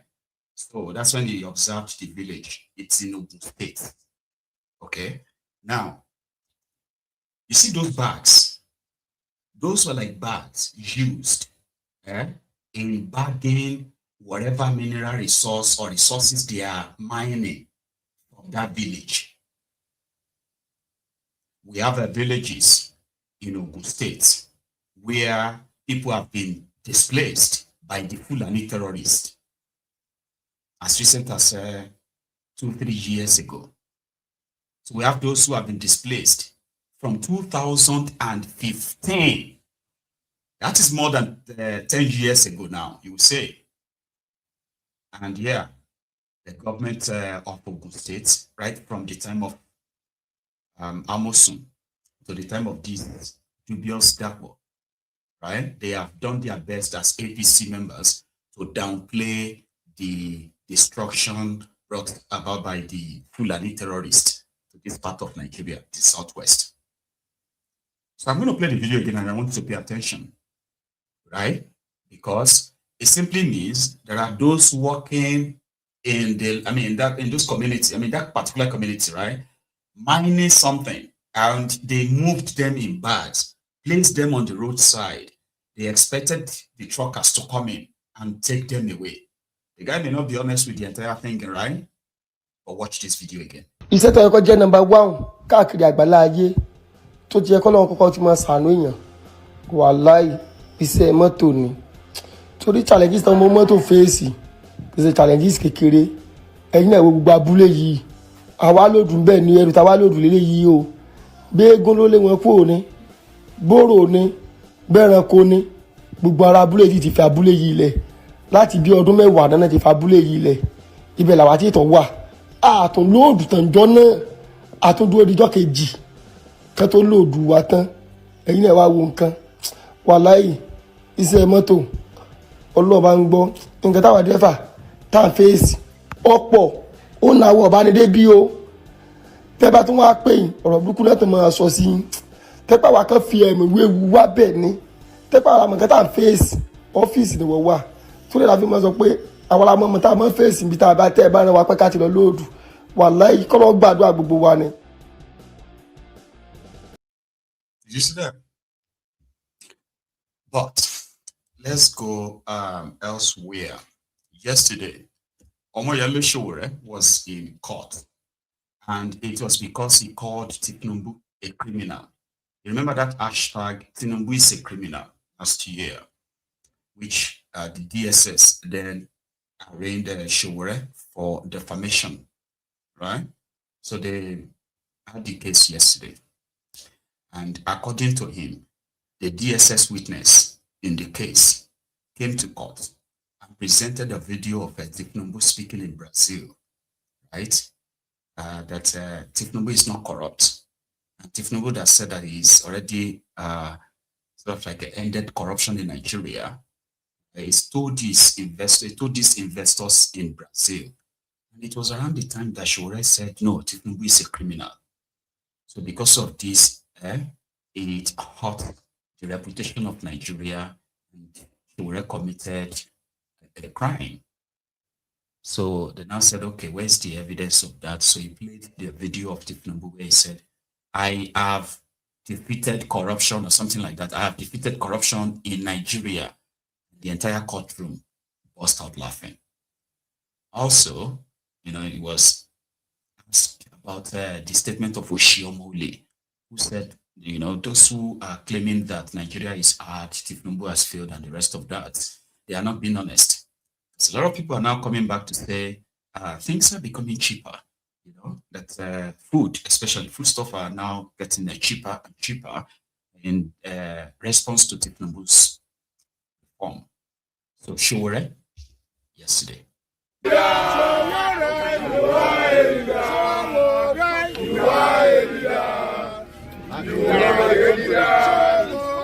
Go behind, like apart from the media. You are a leader. You are a leader. Go behind. You are a leader. You are a leader. You are a leader. You are a leader. You are a leader. Revolution. All right, thanks. For those of you who didn't get a chance to go on this side, it's a very interesting outing today because the examination of the DSS guy who said all the tweets done in 2025, my own was most important. And screenshot it. The name of the guy's job is screenshot expert. A screenshot success. Even letters he submitted to me. He submitted the screenshot of it. So we had the fantastic outing there. We have not even started our own defense yet. So we came out to thank you for coming and to assure you that the revolution is on course. Yes. Nothing can save these guys, and they know it. And that's why you see them panicking up and down. We just want to take some questions from the lady who requested for a special interview. Okay. So let's go. Good morning, sir. Yes, so what's afternoon. Okay, afternoon. It feels like morning, anyway. Okay. Maybe it's because it's morning in America. Okay. So what's your reaction on Oshi-Omo-Ole saying the price of rice has reduced and Tinubu is doing a good job for the country? What do you have to say about that? Oshi-Omo-Ole is saying that from which market? Our cheap market. So when we talk about prices of goods and services in any economy, we are not discussing price that somebody screenshots. We're talking about the purchasing power of the people of the country to purchase goods and services based on their remuneration or their ability to function very well in the country.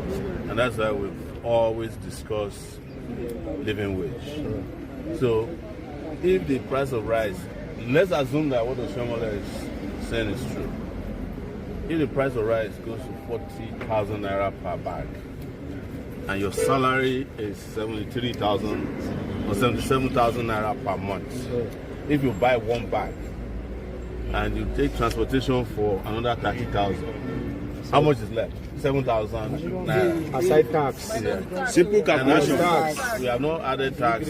Yes. And when we talk about tax, one of the conversations people don't have about tax is that, you see, taxation has nothing to do with pay as you earn alone. The moment you introduce tax on anything, there's the multiplicity of the effect of the taxation. So some of it is transferred to rice, pure water, medicine. It's the same thing. That's what's ruined the Nigerian economy today is the decision by Tinubu to remove subsidy. Nigeria is never going to recover from it. The only people who have recovered from it are the people who are collecting the subsidy into their pocket. That's Tinubu, his children, and his members of his family and his cabinet. So, I know Oshi-Omo-Ole very well. Oshi-Omo-Ole has never told the truth before in his life. Based on his politics. Yes, he's the one who said that if you join APC, your sins are forgiven, that's the only truth he has ever told. Yeah, it's happening live. Yeah. Okay, sir, another question. For Bello Turji, what's your reaction on the fact that he has not been able to be apprehended for the last few years, being a very, very major terrorist in this country? The reason they don't apprehend the likes of Bello Turji is that, and I've said it several times, the terrorism and the banditry industry is controlled by those in government. And these Bello Turjis, the guy that was in Boko Haram, they are all their boys. So if they want to go and bomb somewhere now, they'll tell Bello Turji in advance that no. Or they will throw the bomb where Bello Turji is not at. There was a revelation made by publication of Human Angle. I think it was last month. No, I think it was last December. Which showed that throughout the time that Nigeria was saying that they have killed Shekau, they knew his location all throughout, and they never bombed the place. He wasn't even staying in a mansion; he was staying under some trees, like that. And they have not debunked the revelation till today. So when there was another one I knew, that Nigerian government hired opposing terrorists to go and fight themselves. Wow. It's true. And that is the ISWAP versus the Boko Haram. It's a long story. If you begin to read some of the true stories of the terrorism in Nigeria and how and why it has persisted this long, you'll be shocked. You will.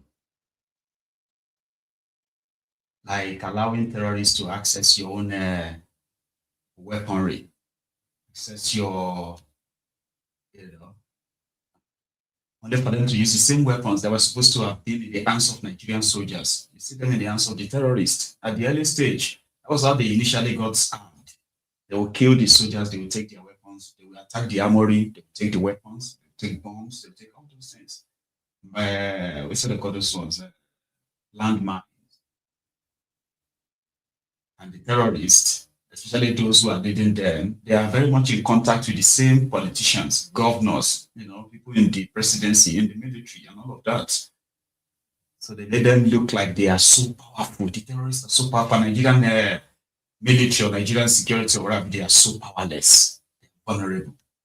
Where is not wrong. I'll let him finish. Wow. Instead of killing both sides. So when you hear that ISWAP is fighting Lakurawa, just know that it is federal government fighting federal government. Maybe one side is not, actually favorable to the script that has been according to their contract. Yes. Don't forget that this is the same government that whenever the terrorists are low on funds and food, what they call non-kinetic approach is that they will send money to them. Or they will pay them ransoms that will help them retool, recoup, and rearm. That's what Nigeria has been doing about terrorism.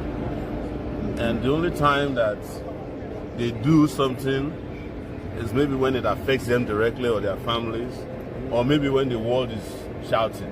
Like when Donald Trump was shouting, suddenly they said, but the moment they found ways to bribe Donald Trump and his people with, what's the thing they call, the contract they gave them to help them lobby, the lobbyists. And Donald Trump has moved to Greenland. Nigeria also has moved on to hiding against terrorists. Okay, so what I'm trying to say is that the Nigerian military, Nigerian DSS, are in bed with terrorists. They themselves are terrorists, by the way. We are here for a reason today. If you are all in cause, you will cry for Nigeria the way the DSS guy was talking about the posts that he said I made. He said that the post threatens that he was creating tension in the country. So the post that was made by that guy on TikTok who works as a bandit, that one did not create tension. The post made by the government threatening human rights, that one doesn't create tension. The action by terrorists abducting people doesn't create tension. But one post, they said they linked the thing to me. And that he said, in fact, his final word is that because of this kind of post that Sowore is giving, our world has become more difficult. That's what he said. They are weak. When they are the ones, because they are the ones putting their lives on the line. So how is it that my post threatens the country, but terrorists don't threaten the country? I mentioned earlier before we got the 177 people are in captivity in Kajuru local government of Kaduna State. The DSS is not looking for them. They are looking for Satan. And if you see the guy, you know these are the kind of guys that won't even go near any fights. He looks like a playboy. So that's why I said, in ending my conversation, I said, you don't have leaders, Nigerians don't have leaders. Just accept that and move on with your lives. Okay, so lastly, on the case of the Kajuru abduction, what's your reaction? What do you have to say about the abduction? I've reacted 20 times today. So some of you don't know that the last time there was a major abduction in Kaduna, I was the one that led the protests here. I think it was a university or college of education in Kaduna. And the moment we led the protests, they released them the next day. That tells you that government is always aware of it. But do you know what they did in this particular case? That is complicit and criminally very, very unbelievable. And that's why I call them, these guys, criminals. And I have no regrets over it. They denied that there was any abduction so that the terrorists can take their victims far into the bush. They denied for almost 3 days. Yes. By the time they accepted, these people are nowhere to be found. They even went to the community to be threatening them that if you speak to the press that you are abducted, they'll come after you. It was when the media kept pounding on it. So I think this story was broken on Sowore. But initially, they said that it was a lie. And you know, you have lost precious time. Yes. But this is part of what we are talking about. They are the ones who carried out the abduction. And you know, when they are tired, they will release them after they have collected and shared the ransoms amongst themselves. All right? So that's you guys, is anyone else with any question for me? Yeah. So we are good for today, but we are not good for the future until... Oh my dear God. Sowore said your DSS, they are the terrorists. That they don't have any plan of going after any terrorists. The one that came as DSS Witness today in court, even if you see that one will never near any terrorist. They are the ones that are the terrorists collecting ransom. It's only Sowore that can say that to them. I mean, actually, like, audacious. Even those behind him were like, hi, Sowore. Yeah. And he didn't lie. No lie told. They would rather go after what you post on social media than go after terrorists who are bold enough to wipe out an entire community, kidnap mass number of people. They'll tell you, you'll see them so serious. Talking about what you posted online, how that made them, how this could lead to national this, national that. They never feel the same way whenever they are treating the terrorists or talking about them. No, they don't. I'm talking about terrorists now, by the way. I have to give it to them. You know me, if I see, I'll talk. The Nigerian military, right, have been making serious kind of like an inroad, have been headway into the enclave, the heartland of the ISWAP, Lakurawa, and the Boko Haram terrorists in Sambisa. And for the first time in a long time, we actually have proof that they have reached where it looks more like a of these terrorists. We don't know how long, probably, we don't know how long they've abandoned the place. But from their report, which is around the Goza area in Borno, Timbuktu, Triangle area, around the Lake Chad, then you have another part in Sokoto.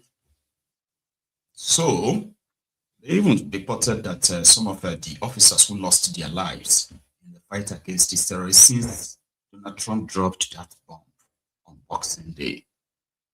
they have been trying to show to us that the ground soldiers are not backing down or just letting the terrorists try to escape, even though we do believe that the number one killers of Nigerians, which is the Fulani terrorists, right, are more or less not as, I mean, they're not focusing on them the way they are focusing on the ISWAP. You give this to them in evacuating some of their injured soldiers, right?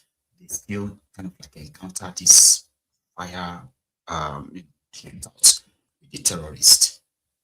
But I told a friend today, I said, the reason why I believe this video is because if the terrorists were the ones to have the upper hand in this case, they won't on their base.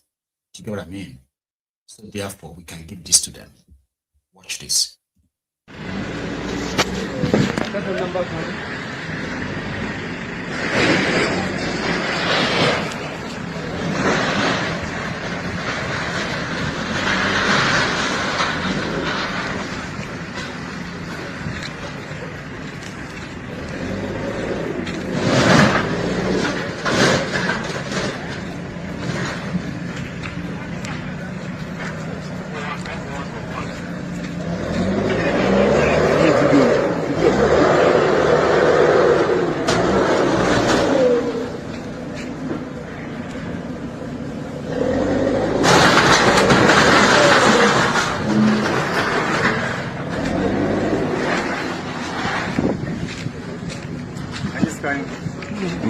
Are you scanning?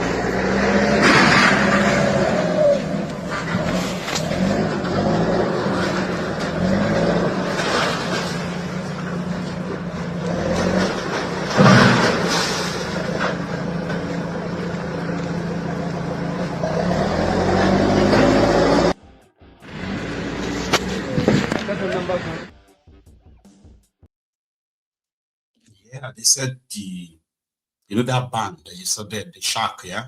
They said it's the holding cells used by the Boko Haram terrorists. It's when they kidnap people, put them inside that cage there, right? And if they have to bring them out, whether for execution or just to make videos to collect ransoms, they do that. So in the same space, in the last 2 weeks, I've been making inroad, very much like, so they had this evac, that is what it's called, evacuation, medical evacuation is called, also in that same spot at the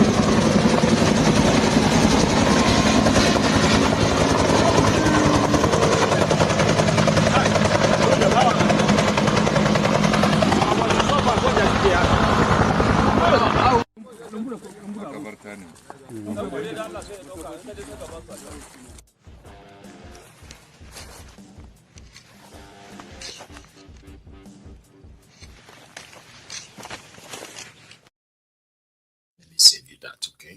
So this one, they were there at the ground zero, you call it.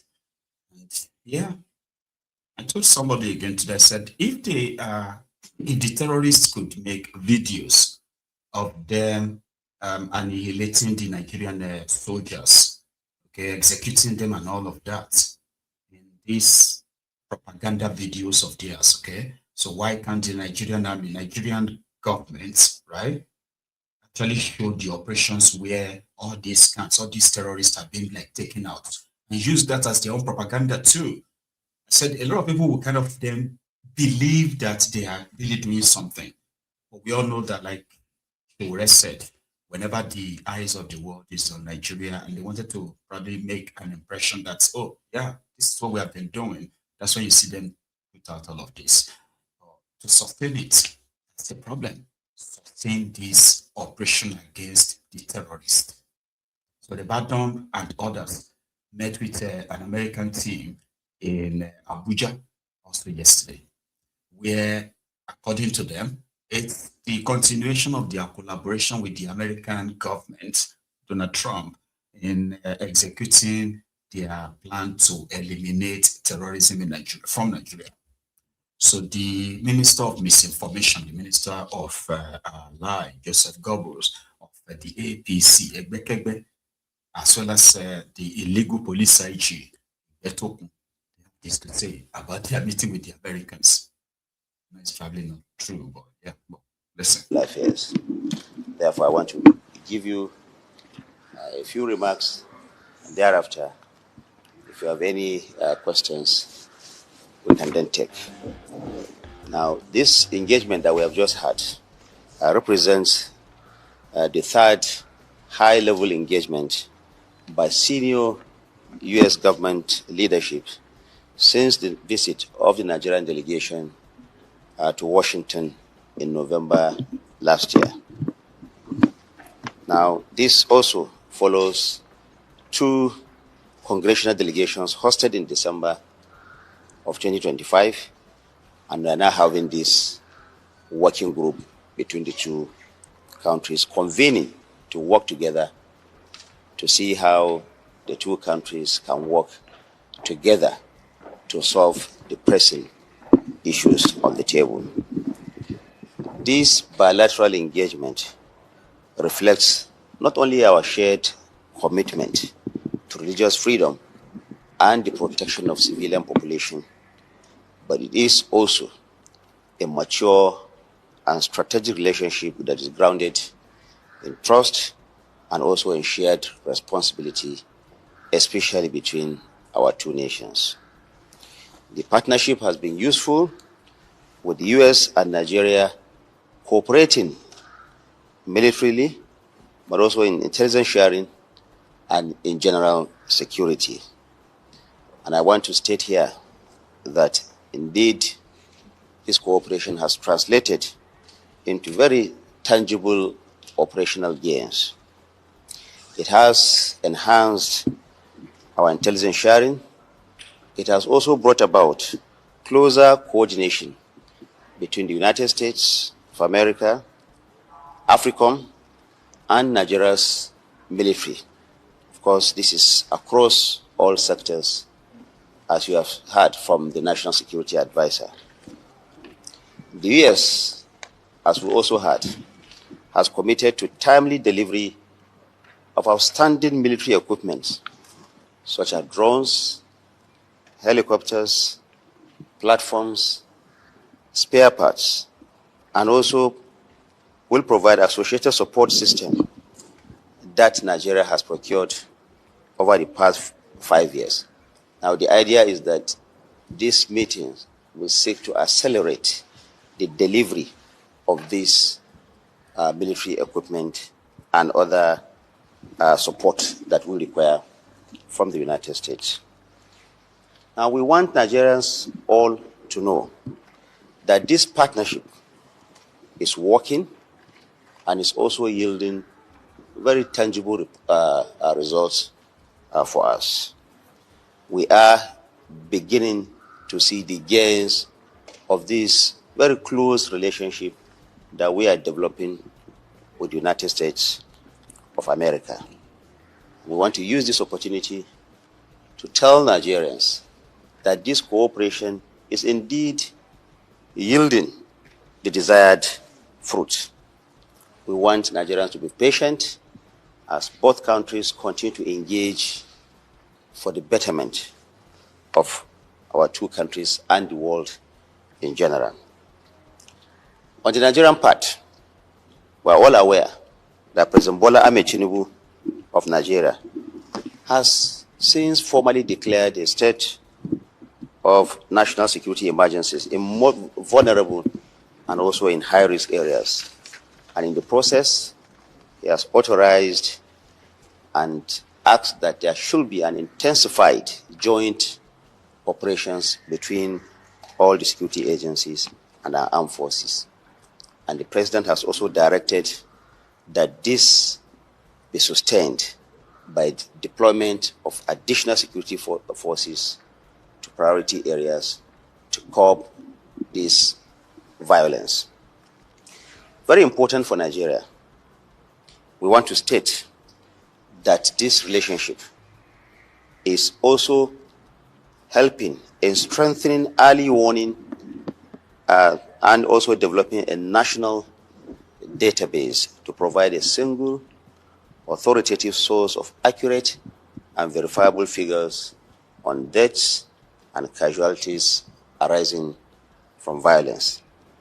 Of course, this will also strengthen evidence-based decision-making, accountability, and effective security responses.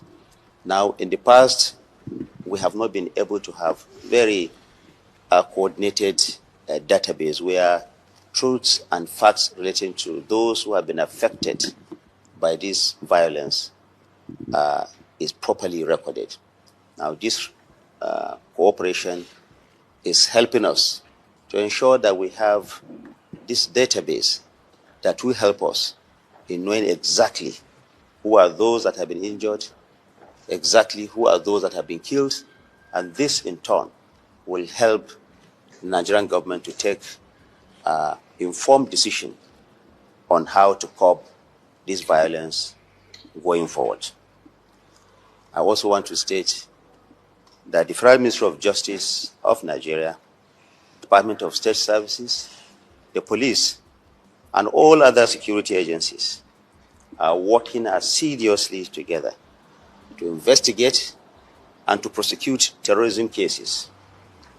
Our aim here is to ensure that violence is not only met by force, but there's also in the process justice and accountability so that all can see what is happening.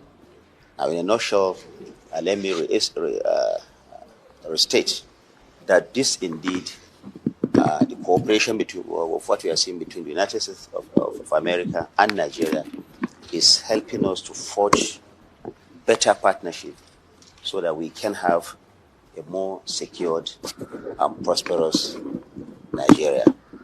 We recognize the fact that the United States are our friends and we have been cooperating with them over the years, and Nigerian government will continue to work with them and other international partners.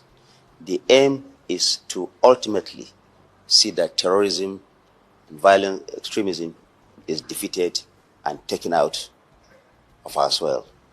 Thank you very much.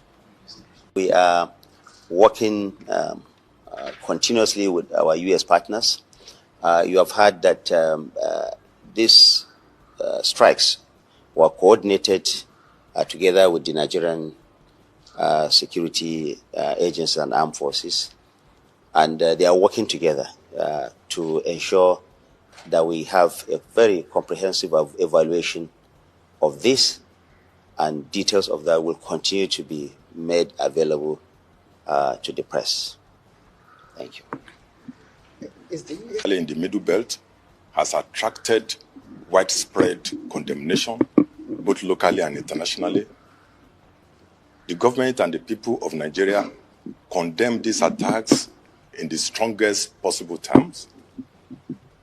These attacks have led to mass killings and abduction of civilians.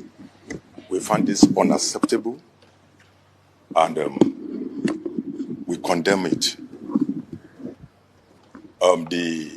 We have the opportunity offered by the United States, our partner, to help us, to deepen their partnership with us, to address these challenges and find a lasting solution to the problems and restore peace in the affected communities.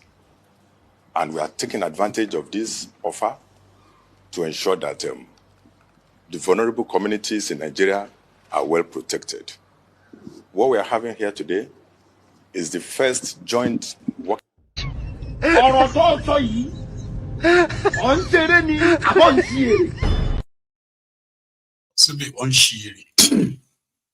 is part of the deceit I'm talking about.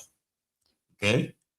They are partnering with America so that they could buy things from America. Okay? So Nigeria spend more money on weapons that would not really be used on the terrorists. So they just give America more money, and yeah, you know, we are collaborating with them. But here is the thing. Is America aware that through the Niyetiala, the office of Rebadu, yeah, the NSA, they have confirmed that, yeah, if you see any AK-47 in the hand of any Fulani herdsman, it was approved from the office of the NSA. They haven't given us any number of how many guns or ammunitions the office of NSA rolled out for this Fulani specifically. There is no other tribe in Nigeria that is given such, just the Fulani axemen, in quote, Fulani axemen, through the office of, I'm sorry, through the group called Miyeti Allah. And today, these guns are being used to kidnap Nigerians and ransoms being collected and paid. So if you're working with Americans, wouldn't it be much better if Americans are allowed to out the sponsor of the terrorism, and they are the first to face the judiciary that is ready to prosecute terrorists and terror sponsors, right? It's all charade. That's what people call it. Charade. But yeah, that happened. So it's this. Funfun mo tin rí ọ. Sórí gbogbo bó ṣe wà ní Nàìjíríà báyìí kì í ṣàyè rẹ ló wà o. So ngba mi báyìí kì í ṣe àyè rẹ ló wà o. Mo ń gbọ́ yín. Ó kàn manage àyè tó wà lọ́wọ́lọ́wọ́ báyìí o manage ni kì í ṣe àyè rẹ ló wà. Ìlú Èbó láyè rẹ wà láàrin àwọn aláwọ̀ funfun mo ti ń wù ọ́. Wà á dẹ̀ débẹ̀ lórúkọ Jésù. Àmín Jésù. Mo ṣe ń wo bí tí máa ti fún ẹ lépè ni mo ti mọ̀.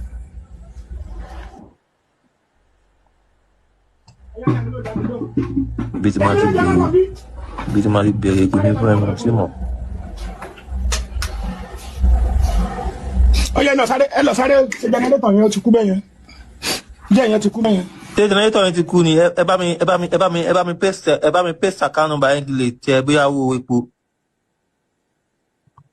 Okay. Ṣé kí n sáré pè fún ọ? Bẹ́ẹ̀ ni sà. 21.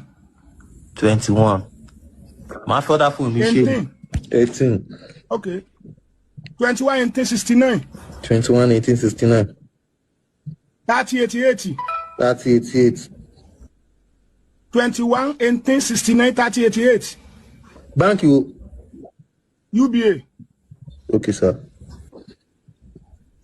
Ẹjọ́ ẹ̀yin tẹ́ ní kí n pick yín up yẹn. Mo ti ṣe 20,000 sí yín, sir. God bless you. God bless you. Lórúkọ Jésù wàá gun òkè. Olè ní olórí burúkú ni rí kankan. Olórí tó bá yọ mí ó jẹ́ bẹ́ẹ̀ sọ̀tọ̀. Má yọ mí ó jẹ́ bẹ́ẹ̀ sọ̀tọ̀. Olórí burúkú ni ó rí kankan. Afọ́jú ni ẹ. Ó kàn ń parọ́ látẹ̀ nǹkan ni. Ẹ̀mí ò sọ fún ẹ pé North America ni mo wà. Tó ń parọ́ pé kìíní kan. Ẹ̀mí ò sọ fún ẹ. Tó bá yọ mí Olúwa máa yọ ẹni o. Ṣé ẹ̀mí ò sọ fún ẹ pé North America ni mo wà? Tó ń parọ́ fáwọn èèyàn tó ní kó máa lọ yàgbẹ́, kó máa lọ fi ìwé gbé ìwé rápàtà ìwé gbé nìkan tó sokosoko tó látẹ̀ nǹkan. Ẹ̀mí tó bá yọ mí Olúwa máa yọ ẹni jẹ́ bẹ́ẹ̀ sọ tọrọ. Ẹ̀mí ò sọ fún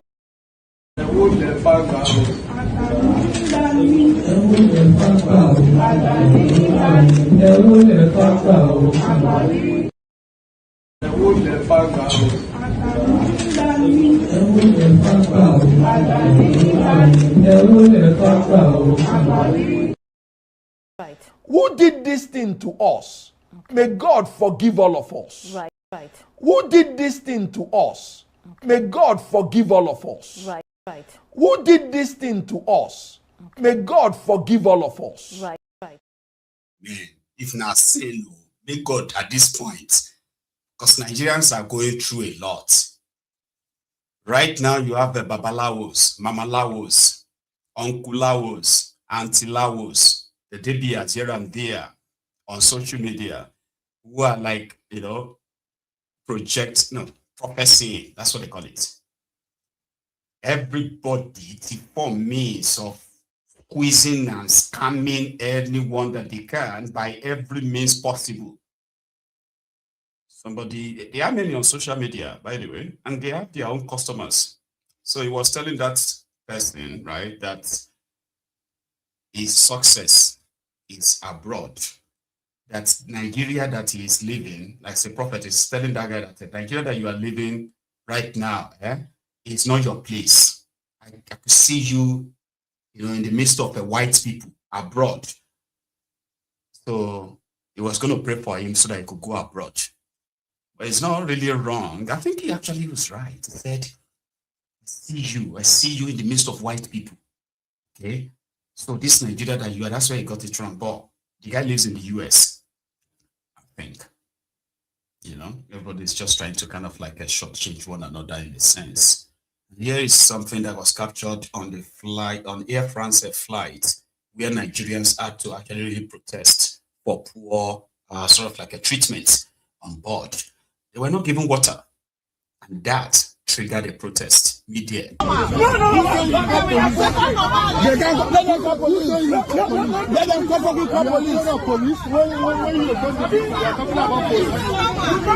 Because you know they come. You are like this stupid man. This is not normal.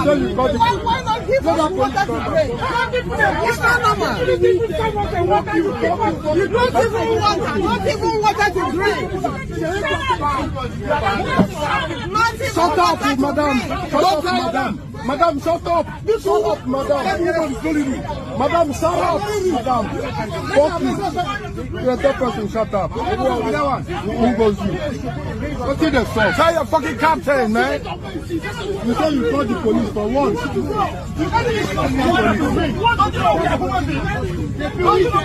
You're playing a aggressive strategy. You do what? To arrest you. Let's go. That woman thought she work for police. I don't know. That's very stupid. Hey, go call the police.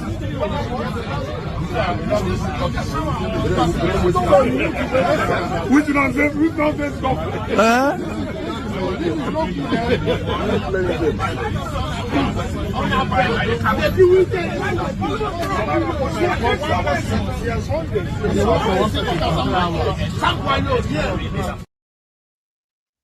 Don't get me wrong, like everybody will be doing me at the same time. Like, did everyone need that one, like need water at the same time back up? Yeah. Or they just observed the discrimination and they all like rose in protest or something. I don't have the full story, just the clip in a way. So I have a video I want to share with you simply because I could possibly come back to it in the future and say, you remember this road? Now, this is where the Sokoto-Badagry expressway that Tinubu is rehabilitating, right? And they are showing their current state. And I think you should see it too, right? Yeah. Watch this.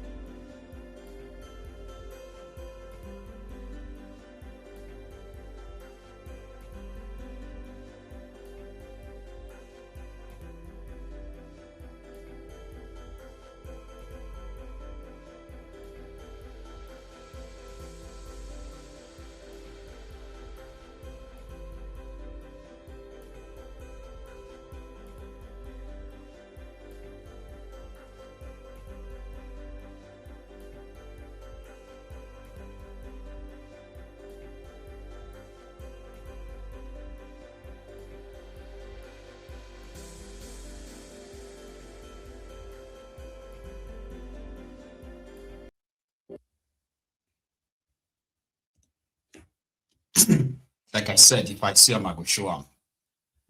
Just like everything that I think is relevant to share, be shared, right? So my own question is that, because that is like their own coastal road, though. The one from Sokoto to Badagry is said to be like over 1,000 kilometers, while Badagry Sokoto is 750 or so kilometers, I think, right? So mine is that it's like, is there no road? Was there no road there in that part before? Like, it doesn't seem so. Anyway, so yeah, I had to share that. So thank you, everyone, for your time. So the addition to our charter this evening, which I can actually put on note till tomorrow because of our time. I'll leave it for tomorrow. So thank you so much for your time, everyone. If you have enjoyed your time here this evening so far, please don't forget to like the broadcast and share it as well. Okay. So the replay from last night will likely come up after this broadcast this evening. If you're not going to bed yet, you should see it if you missed it last time. Thanks so much for your time. Enjoy the rest of your evening. Good night. It's going to be a good night from here.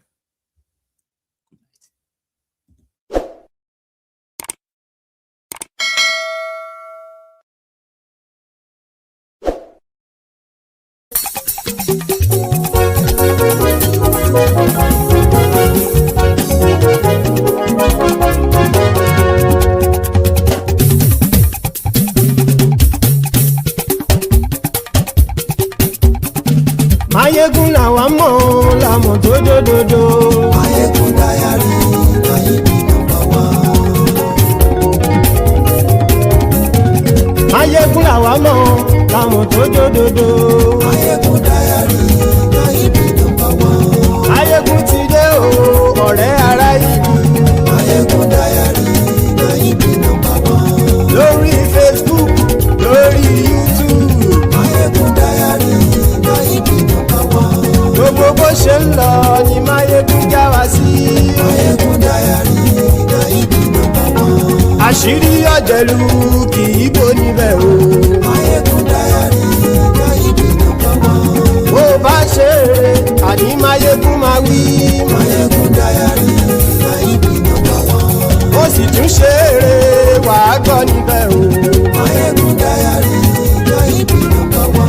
Mayegun dayari politico. Mayegun dayari Nayibi #1. Godfather kò sí lọ́rọ̀ Mayegun. Mayegun dayari Nayibi #1. Ẹ farabalẹ̀ sẹ́ o kẹgọ́rọ̀ lẹ́nu. Mayegun dayari Nayibi #1. Àní Mayegun làwa mọ̀ tó dòdòdò. Mayegun dayari Nayibi #1.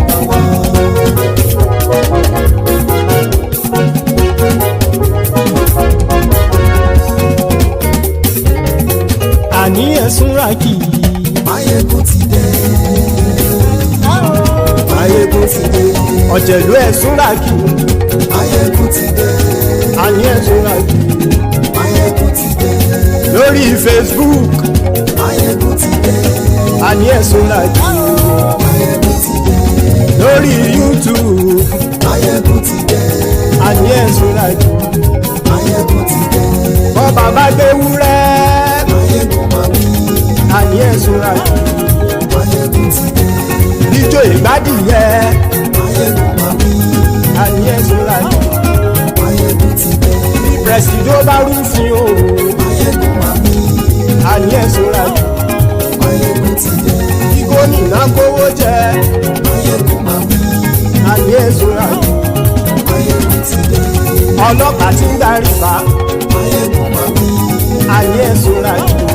Mayegun ti dé. Aṣòfin tí ń rúfin o. Mayegun máa wí. Àní ẹ̀sùn ràkì. Mayegun ti dé. Òpùrọ́ olóṣèlú. Mayegun máa wí. Àní ẹ̀sùn ràkì. Mayegun ti dé. Ọ̀jẹ̀lú ẹ̀sùn ràkì. Mayegun ti dé. Àní ẹ̀sùn ràkì. Mayegun ti dé.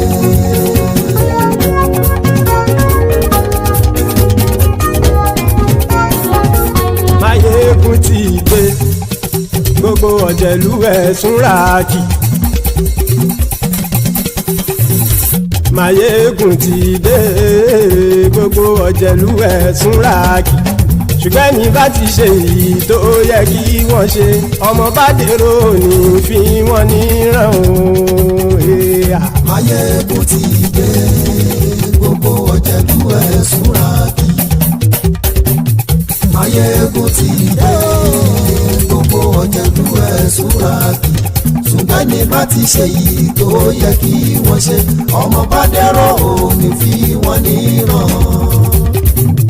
Wọ́n fowó bẹ́ẹ̀ o Máyégún ó sọ pé wọ́n ò bẹ́ẹ̀ wọ́n fowó bẹ́ẹ̀ Máyégún ó sọ pé wọ́n ò bẹ́ẹ̀ oníkan ṣáàtì ṣe èyí tó yẹ kí wọ́n ṣe fáwọn ará ìlú tó gbé wọn débẹ̀ o ayé. Máyégún ti dé gbogbo ọ̀jẹ̀lú ẹ̀ súnra kì Máyégún ti dé gbogbo ọ̀jẹ̀lú ẹ̀ súnra kì ṣùgbọ́n ní bá ti ṣe yìí tó yẹ kí wọ́n ṣe ọmọ bá dẹ́rọ̀ ò ní fi wọ́n níran. Kì máa yí ṣe eré ọ̀rọ̀ yìí kì í ṣe ẹ̀fẹ̀ kì máa yí ṣe eré ọ̀rọ̀ yìí kì í ṣe ẹ̀fẹ̀ ẹni bá ti lè lẹ́bọ̀ lẹ́rù o ọmọ bá dèrò kàṣà ìtú wọn síta. Máyégún ti dé gbogbo ọ̀jẹ̀lú ẹ̀ súnra kì Máyégún ti dé gbogbo ọ̀jẹ̀lú ẹ̀ súnra kì ṣùgbọ́n ní bá ti ṣe yìí tó yẹ kí wọ́n ṣe ọmọ bá dẹ́rọ̀ ò ní fi wọ́n níran. Tẹnitẹni ọmọ Máyégún ọ̀rẹ́ ara ìlú mọ̀mọ́ ni mo fọlọ́run ṣọ́ ẹ̀ bá kìlẹ́bù lóòótọ́ olódodo ìlú ọ̀tá ìlú mọ̀mọ́ ni ìwọ ṣá máa ń ṣọ́ra kò sì mọ́ bẹ̀rù bọ́tà ń lérí bóníṣègùn lé káwọn mọ̀mọ́ fi ṣera wọn ni ó ti dẹrùn tí wọn ò gbọ́dọ̀ sì mọ́ bẹ̀. Èèpo ọ̀bọ lọmọ bá dérò tàjẹ́ ò gbọ́dọ̀ jẹ́ ó ti dọba lórí àbínú ẹni kò sì mọ́ bùyà àìsíwọ̀lú ní ẹnìkẹ́ ìgbódì ẹyin lábàrá o ó kó ẹni tó bá dán wò á kàmù. Máyégún ti dé gbogbo ọ̀jẹ̀lú ẹ̀ túnra kì Máyégún ti dé gbogbo ọ̀jẹ̀lú ẹ̀ túnra kì o ẹni bá ti ṣe yìí tó yẹ kí wọ́n ṣe ọmọ bá dèrò òní fi wọ́n níran o.